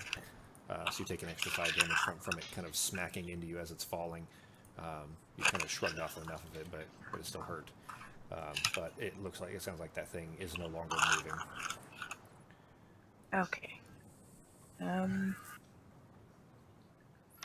Before you can really, proceed or react at all any further there, in the dark, this thing has stopped moving. You're still hearing groaning sounds coming from the south and to the southeast.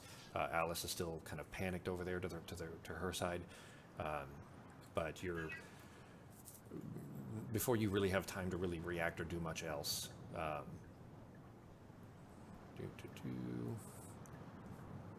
Coming from the northwest over by where Drost had just swung at this, it's something in the dark there. Ben, are you at your desk? I heard moving around. I'm here. Okay. Oh, you're just eating. Okay. Mm-hmm. All right. So coming from there, in fact, it's right in front of Drost where you're hearing the sound coming from, is you hear this. Rudimentary creatures. Who are you to harass our efforts? Which said that.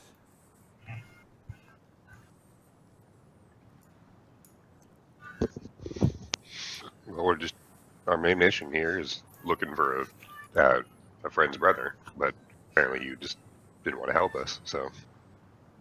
Well, no, and we need to keep them from the forge. What, baby? So, and we need to keep them from the forge. Oh, yeah, well, then you can't have the forge either, so. To answer would be frivolous. Does the hawk rationalize its existence to the worm? Your species are but trivial casualties, tunneling the earth, ignorant of the macrocosm above. We pursue a greater threat.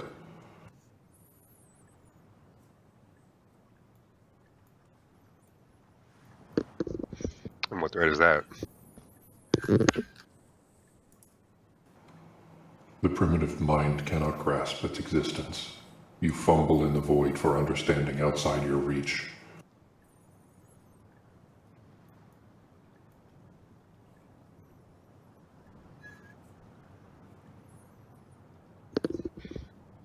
Yeah, and how do we know you're not just going to use the Force for your own advantage and flying?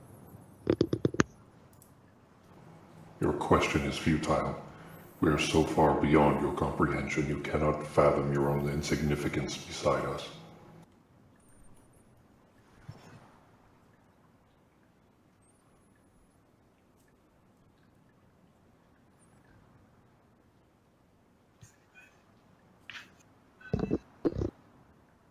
Well, if you want to try to talk about it, we can, but I mean, we're still looking for someone, and we don't even know. You can't explain to me why you need the forge and why I'm just going to give it to you.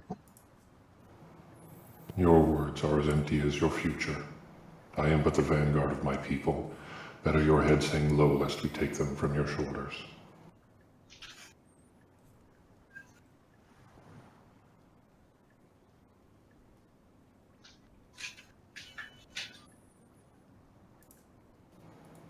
I have acquired what I came for. We will return when we have further need of this place. And as soon as that, there's another sound after that comes from him, and then and it takes a second for it to fully return, but the light begins to kind of refill the room, and you can see again. All right, well, before I forget, I'm going to mention that I do want to pick up my knives that I threw. Oh. And I keep fucking forgetting. And your bolts, honey. Yes, all those crossbow bolts I have lying around. You're gonna roll over that giant beast and pull all the ones that you left in him out? Yeah, well, there's like 20 of them probably that you should. She probably had. I mean, I think you had maybe 4 missing, so go ahead and just mark them all back. You know what? Do this roll. Just roll a d20, and then actually roll a d12, and you can get that many back that aren't broken or that didn't careen off of something and break.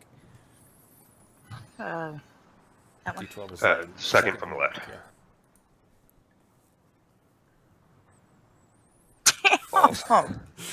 So as you go trying to claim some of these back, you've noticed that when you go to yank them out, they're mostly just covered in the scales of this thing. So the beast that you're pulling them out of, and most of the scales and flesh that were on there just are so stuck to these bolts that getting them off would be worthless, because they probably still wouldn't shoot straight anymore. Like they've probably been bent a little bit from where they hit bone and that kind of thing. But you get one out though that does look like it's still in decent enough shape. Okay.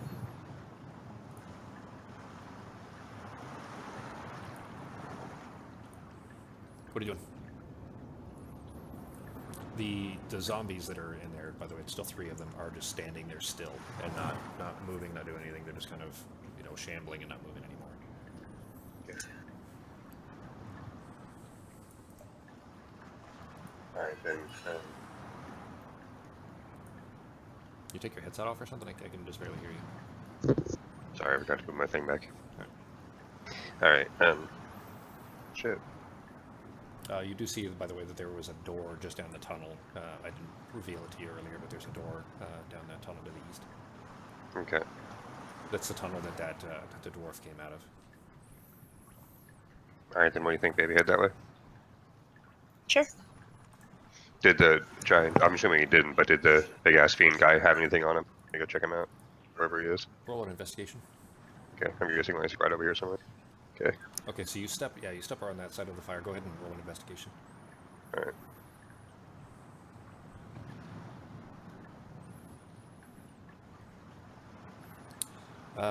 As you're kind of looking the thing over, you see that this looks to be some kind of alien animal that you're not familiar with. You've never seen any creature like this. Having 6 arms, the kind of skeletal structure that would take doesn't come from the natural world, as far as you're aware. It's the same way that, like, well, you guys wouldn't necessarily notice or care about this, but so let's say, for example, that most like fantasy fiction, right, dragons always have 2 legs, 2 front legs, 4 legs really. So 4 legs, let's just say, and then 2 wings, right? Well, yeah. That skeletal structure doesn't exist in nature. It does in insects, but not in amphibians, not in any lizard-like animals, not in mammals. There is no skeletal structure to be able to support that. The same way that Drost and Westward wouldn't necessarily realize that, but it is something that innately feels alien to them, in that looking at this thing, it doesn't seem like it could exist in nature. But anyway, as you're looking it over, you don't really see, you know, it doesn't have pockets. You know, I mean, there isn't anything on it that look like it could be anything of value. But while you're looking at it, you do look kind of over it, and see the firelight glinting off of something sitting on the desk that Samurag was sitting at. Okay. I'm gonna go see about what I can see closer at the desk. Okay. There's no roll needed for it. You basically sit right there, sitting straight on the desk, surrounded by all these books. Is about, let's just say that about the size of a CD, so like 4 or 5 inches around in diameter, of a platinum disc, and it's just covered in just all over the place, covered in thin metal filigree. It looked like metal lines kind of connecting all over this thing. It's not something you've ever seen or would recognize. To Ben and Becky, it would look like a CD, almost like a disc, a steel disc, a metal disc of with wires almost all over it, like fused to it, like soldered to it. But to obviously Drost and Wester, they wouldn't recognize what it is at all. Okay. I'll grab it, put it in my bag. Okay. I'll throw it in party inventory.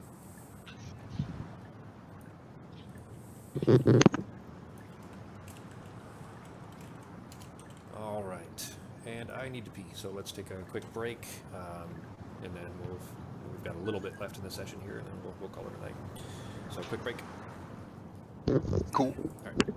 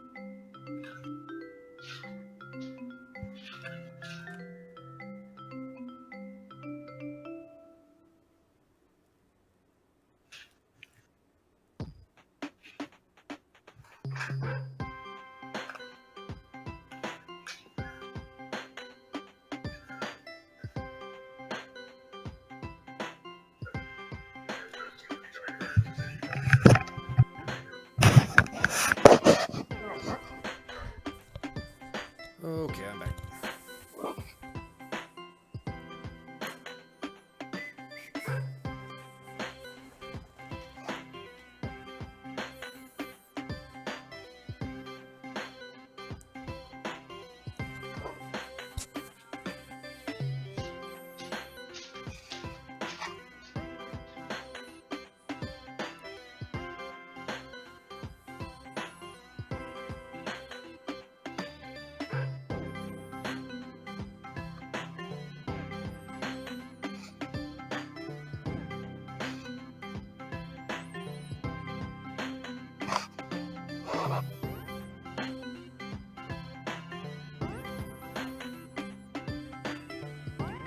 Let me know you guys get back.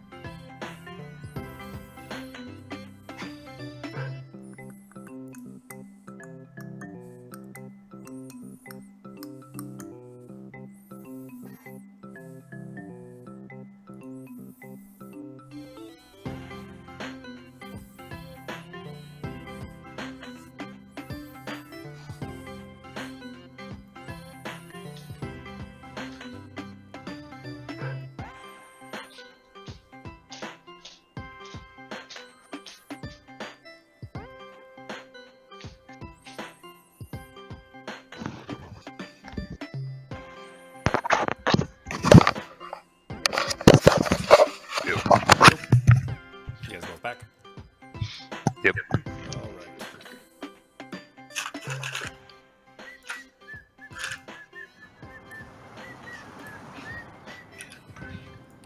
Alright, let's pick up where we left off. So you guys are in the room here with a massive hulking corpse, 3 shambling zombies, and the 3 of you. And actually a pile of now turned, now that you can see and have kind of focused on it, another yellowish melted corpse. Is there, upon further investigation, is there anything more interesting about that? Anything else I noticed? The drow that was good old squishy. Go ahead and roll another investigation for that one. Okay.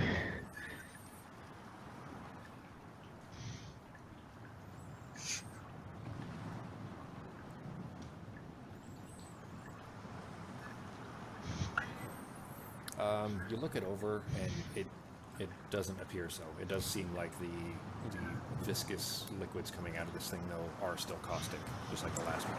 And there's a slight fumes coming off of it that you're careful not to breathe in. But yeah, it doesn't appear that there's anything of value. Okay, and that is draws to show that that's the same thing that we'd encountered before, Almost or very similar at least. Yeah, Yeah. very similar. Okay. Yeah, it looks like it was you got a very faint glimpse, actually, as the light was coming back up before what was there had disappeared, and it didn't look like a drow anymore. So what you had seen, what you had seen when you first came in the room, that's not what it looked like anymore. In fact, you just got a very quick look of this before it teleported out. That was the noise that you heard. You presume anyway, but this is what you saw.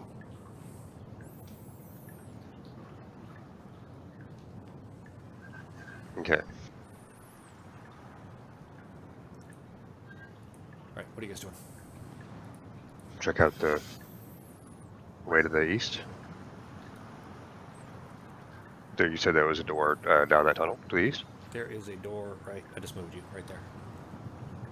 Okay. Can I hear anything if I listen in on it? Roll investigation.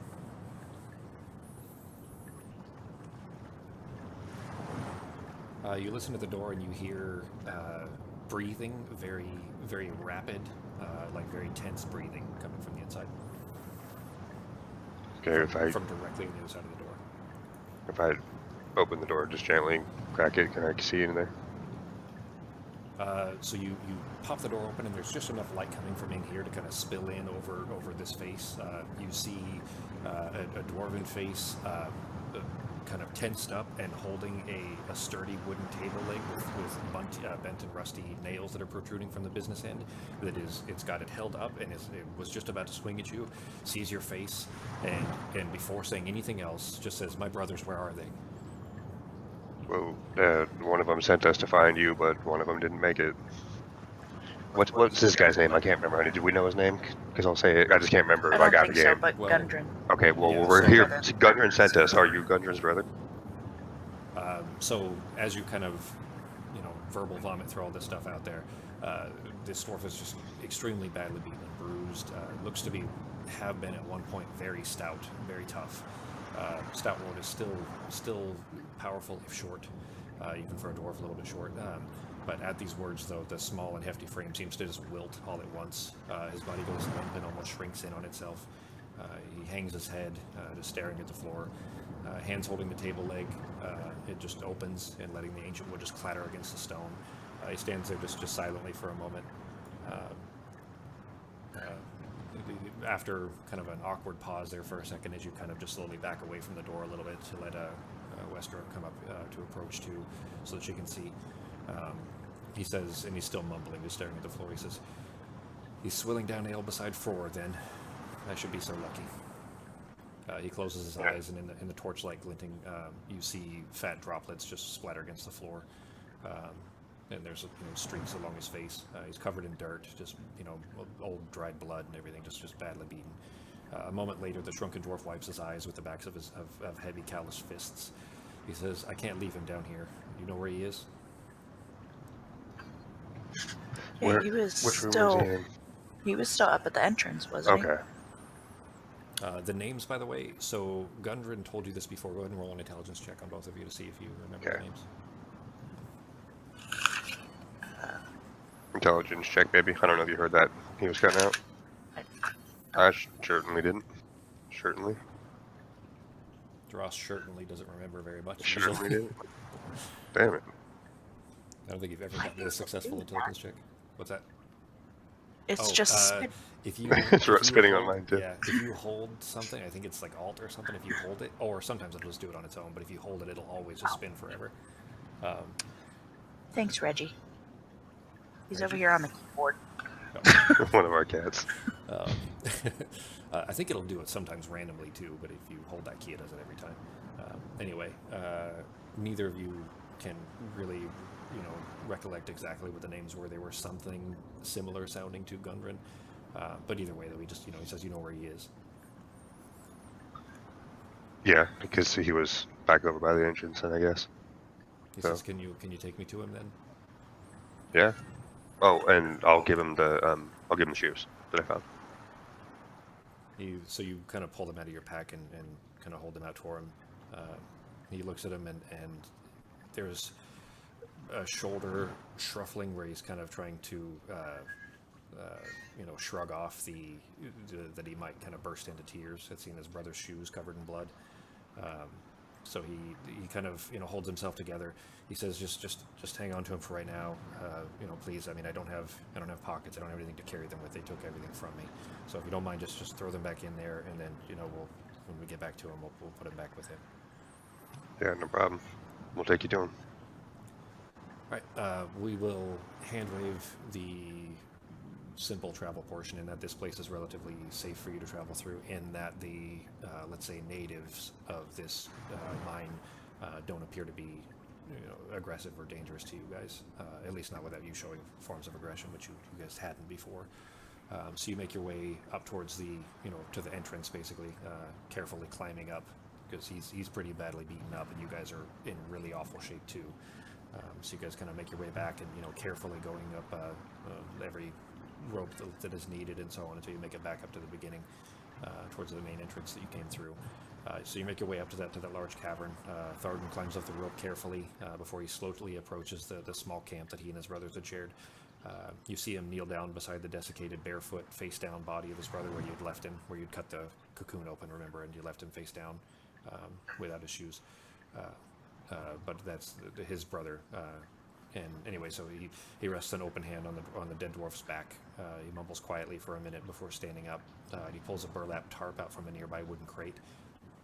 He says, help me with him, would you? He calls over to you. Yeah, I'll help him. Definitely. He lays the tarp down next to the body, and goes to his feet. He goes rather to the shoulders and the head. Actually, you go to the feet and kind of help roll the body up onto the tarp. And then he uses the tarp, the burlap, and wraps it around the body a few times. He goes over to another crate and grabs, just a heavy piece of rope and kind of wraps it around the head and the feet just to hold the tarp together and hold it on. He sits there for a second, gives a deep sigh, like, this is probably pretty physically taxing on him, certainly after what he's just been through, but, it's something that has to be done, that kind of, resignation kind of a sigh. He grabs the body, though, and throws it up over his shoulder and ties the rope, ties that same rope around the body and then around his waist to kind of secure it to himself. You guys carefully climb your way back up and out of Wave Echo to the bright afternoon sky, squinting, obviously, at the, as you're adjusting to the sun outside again. You make your way up and out of the cavern there. Takes your eyes about half a minute or so for it to fully adjust, but the breeze is blowing oh so welcome fresh air over the bluff, and the warm sun begins to take the chill out of your bones. Apart from the wind, though, and the branches from the nearby trees, or the wind through the branches, rather, the only motion you see is the occasional flapping of that waxed burlap tarp that's on the rocks at Agermoth, which stands broken and still about 30 yards to the east. You see Alice kind of stretch her shoulders and her neck, turns her face up to the sky, eyes closed, just silently drinking in the warmth for a moment. What do you do? All right. Go back to the horses. Yeah. Okay. So you, as soon as you guys have gotten up to the top and kind of go through this, Tharden, sorry, his name, I'll just tell you, we'll hand wave the portion of it. Maybe he told you his name on the way over there. His name is Tharden. The dead one is Nundro. I'll put those in here.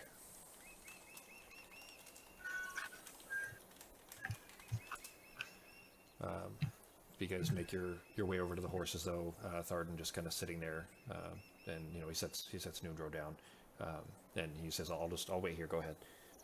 He actually begins to kind of slowly make his way over towards Agermoth, and not wanting to sit right there, to the entrance, but just kind of slowly making his way over there carefully with Nundro thrown over his shoulder. You make your way over to the horses, though. They don't appear to have been bothered at all. Alice, is.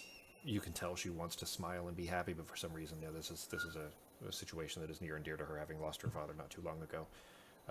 So she's, trying to be respectful, in a quiet way. But she, grabs Decker and starts brushing him down.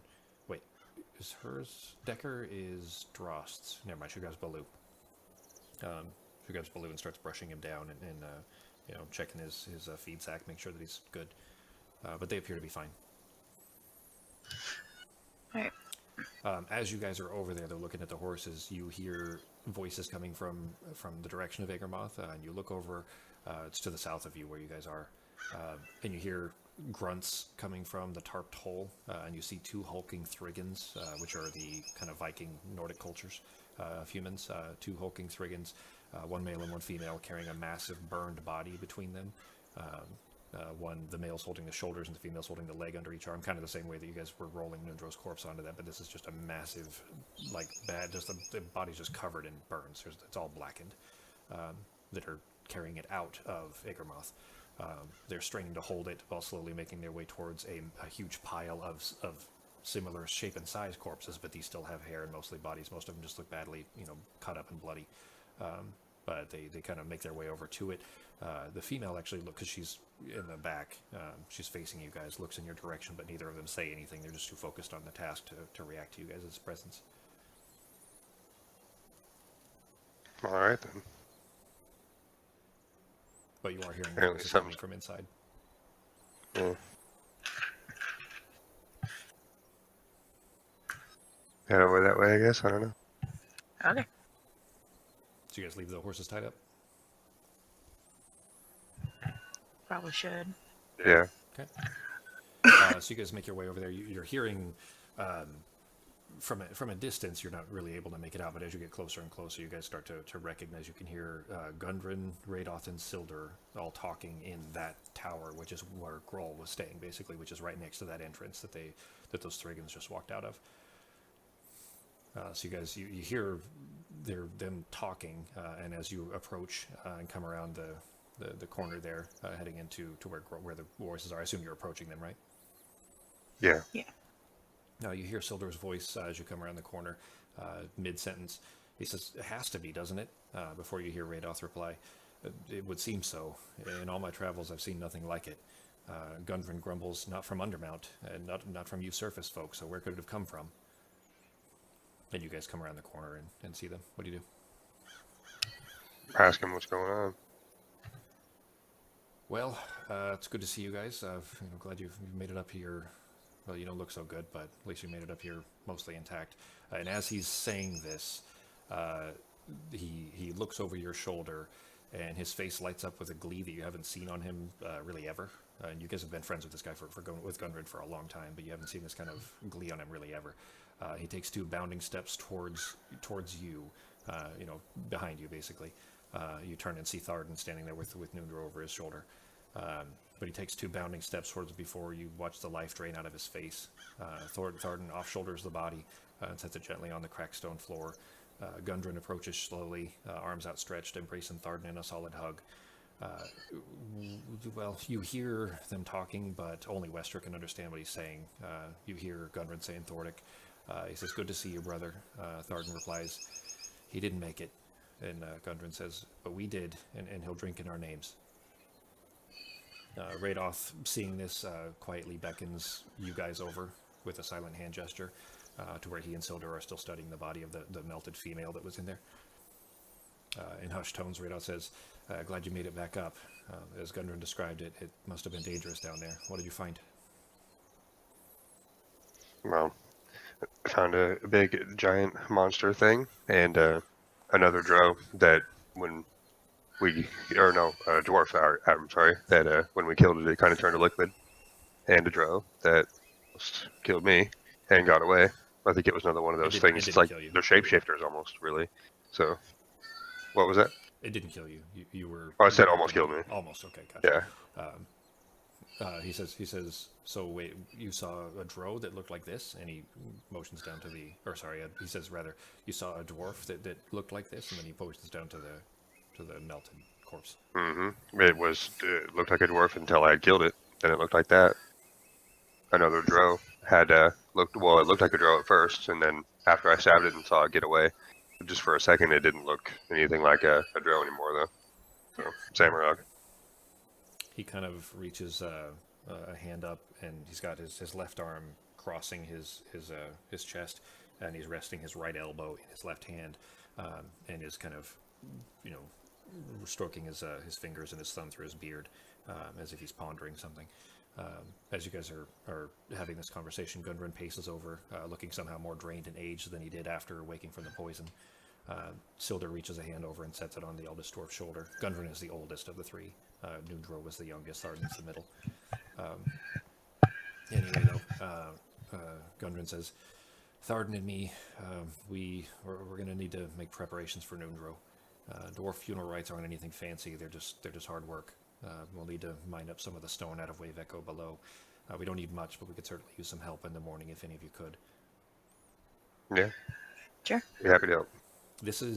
You guys were in there, you got in there pretty early, I think. So, I mean, we're looking at probably 4 p.m., thereabouts. So Radoth nods, after you guys agree, Radoth nods solemnly. He says, your brother's sacrifice will be remembered, Gundren. If my theory of events is true, and the details you guys have, and he looks to you guys, the attention of the Molvik brothers, that's their last name is Molvik, and the work of our friends here, nodding towards you guys, could be a warning that saves countless lives. He says we cannot leave Wave Echo undefended. As Drost and Wester have described it, the forces remaining in there are weakening, so what should we do?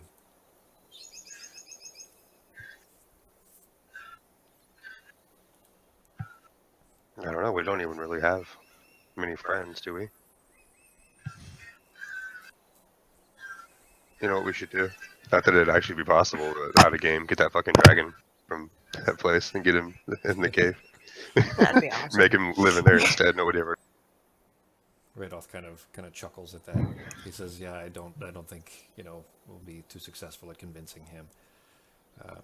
After he's been kind of standing there, listening to ideas, Sildur and Gundren, both kind of mumble some idle ideas that are intangential stuff that you couldn't really make anything of, like just stuff that wouldn't go anywhere, but they didn't seem to have any better ideas. Radoth, staring down, listening quietly, interjects, well, I have an idea. Agarmoth must be rebuilt and garrisoned, and Wave Echo needs fortification. The Common End can assist with these obligations, but we cannot face these efforts without giving up, we cannot be the face of these efforts without giving up our secrecy. To do so would undermine our usefulness altogether, identifying ourselves, not to mention putting our members at a terrible risk. He says, instead, I propose, should you accept, that we offer an association, if you will, to Grost and Westra and young Alice here. Any or all of you take ownership of Agarmoth, at least officially, so that the Common End may rebuild it and protect it, the Forge, from future incursions. Sildur pipes in, well, this was your work after all. I mean, with my colleagues in the Lord's Alliance, we might could get your names on the local vassals list to make it appear by the book. Gundren shakes his head. He not even looking at you guys. He just shakes his head in a dismissive gesture. He says, that doesn't handle ownership, though, Sildur. Making them vassals just makes them capable of owning land. It doesn't give them the deed. And I don't see the Mass Council selling old ruined keeps too cheaply these days. He says, sitting there, and he kind of strokes his beard also. You got two old guys, basically one tall, one short, stroking their beards. He says, Radoth, might Locke help? Radoth taps his finger against his staff for a moment, thinking. He says, well, Locke is famous for her thievery, but stealing a whole castle, I'll speak with her. If we can arrange this, would you accept our offer then? Looking at the two of you. Sure. Why not? Yeah. It's worth a shot. And that's where we will end tonight's session. We need to take care of your level ups, though. You'll both be leveling up to 6. Okay. All right. Any questions or anything as far as how the session? I don't think so. Did you have fun? Yeah, that was good. So was that the end, technically, of that first pre-written campaign? Basically, yes. A lot of the ending isn't part of the pre-written one. If you want to, you can actually just read the PDF. Don't do that for any ones we're playing in the future, because it would be kind of cheating, although a lot of it is homebrewed anyway. Yeah, we wouldn't do that. Yeah, I mean, don't cheat, but if you wanted to read this one, to see what the rooms and what the fights are supposed to look like, you'll be able to tell the difference. And there's massive differences. I made a lot of changes to this to make it a more interesting story. There isn't a lot of story in the original ones, which hopefully is an appealing feature for you guys. But by default there isn't a ton of story to it. They're still great. It's mostly intended for kind of introducing brand new people and that kind of stuff, which you guys kind of were, but I still wanted a more narrative element to it. Anyway, so you guys, if you want to, you can read the PDF. Otherwise, what we'll do is we'll end tonight's session with your guys' leveling up, and then next week, whatever day that ends up being, I think that's the 7th. We'll probably do, an epilogue session and a recap, and then if you guys have questions about stuff, we can go over any questions you have, like out of game, basically from there, and then we'll switch over to balance for a little while to kind of catch things up on balance. Sound good? Cool. Yeah. All right. So let's do draw. Actually, let's start with Westeros, because yours is going to take a lot longer. So go ahead and you guys remember how to level up. So go ahead and drag over your levels. So the Arcana one to level up, or just the basic you one? actually use Xanathar's. You use the Xanathar's one now. Okay. Yeah, Xanathar's has Swashbuckler in it. Okay, so is that Sword Coast? No, it's Xanathar's Guide. So bring up the library. Apparently. Bring up Apparently mine's not open. All right. You may not have it downloaded, so check your modules and make sure that Yeah. Xanathar's is open for you. Okay.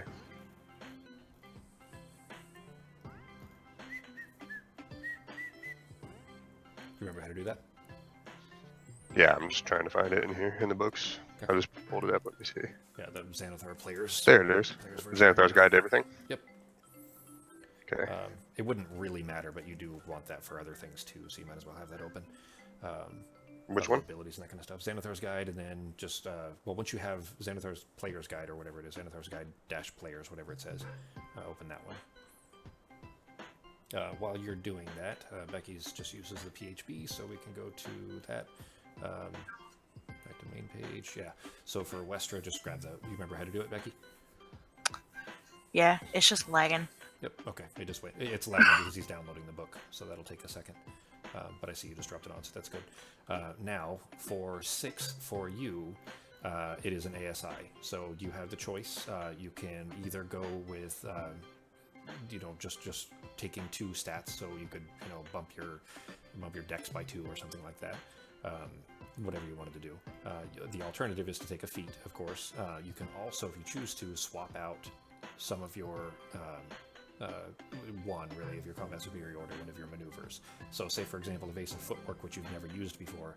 You've used Commander Strike, I think, twice, and then parry and riposte now a few times. But if you wanted to swap out something like evasive footwork for something else, for example, look at precision attack would be a huge one for you. What that is anytime you make a swing, if you see that it did not hit and you want to, try to make sure that it does without having to use inspiration or anything else, you can just use one of your combat dice. It will roll a d8 and you add that to the attack to see whether it hit or not. So basically, if you roll a 10, you then add your superiority die to that. You roll an 8 on that. That makes it an 18 to hit instead of a 10, which means you can almost basically the average on that ends up being that even if you had disadvantage, you'll still hit just by chances of how the math works out. Okay. So that's a pretty big one. So that, if you wanted to swap that out, you can. That's just switching out one of your maneuvers. That doesn't take your feat or anything. As far as feats go, if you wanted to go feat instead of ASI, read through these while Ben is setting his up. Read Savage Attacker, Shield Master, And then if you wanted to, you could take what's called Martial Adept, which would give you 1 more superiority dice. So you'd have 5 per short rest instead of 4, and you would get 2 more maneuvers on top of it also. Okay. So I would say look at those 3 at least, and maybe look at Tough also. But if you have any other ideas, or if you're already looking at anything, by all means, if you have any questions on it, just let me know. But Savage, here, I'll put them in the chat for you to look at.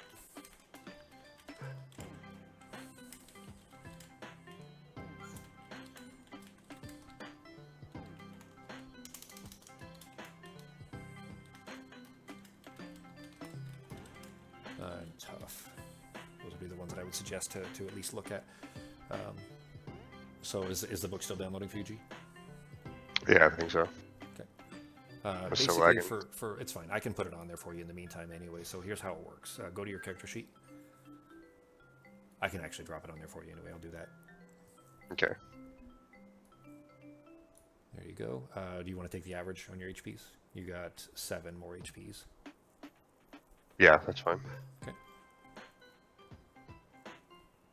I didn't see Becky's go up. It did though. She's at 62 now. Okay, good. All right. So what rogues get at 6 is expertise.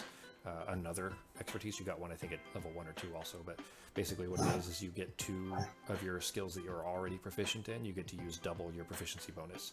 So where you have double proficiency bonus for your stealth and acrobatics rolls, you can do the same thing if you want to put it on for.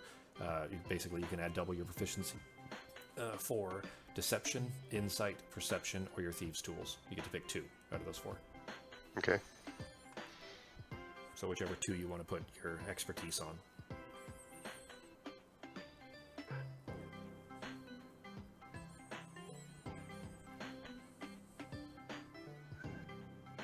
Alright. Sorry, this is still lagging. So once it comes up, I'll look at it again. No problem. You can just go to your I sheet and can't. look at your skills. It's fine. Yeah. Or you can just tell me and I can put it on for you either way. Your skill choices are, I'll put them in the chat. The reason that these are your choices, by the way, are because these are the ones that you're already proficient in. It's just a matter of which ones you want to double your proficiency for. Thieves' tools, by the way, is anytime you are unlocking a door or trying to disable a trap, things like that. That's when you use those. Okay. You haven't had a ton of needs for them yet. Alright, so can you drop that in Discord? I'm sorry, because one of my little windows is kind of covering a little bit of that, so I couldn't see all of it. Sure. So yours are...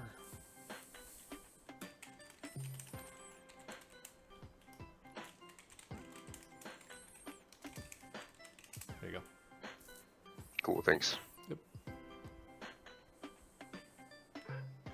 So deception is if you need to lie to somebody. Insight is if you want to check if somebody's lying to you, or basically insight is for when you need to intuit something. Like if you think, if Drost would feel like this person is lying, or if Drost would feel like that, fiend is over here versus over there in the dark, that kind of stuff. Perception, you guys know what that is, and thieves' tools would be, making yourself better at picking pockets or, opening a lock or things like that. Okay. I'm gonna go with insight and perception then. Okay.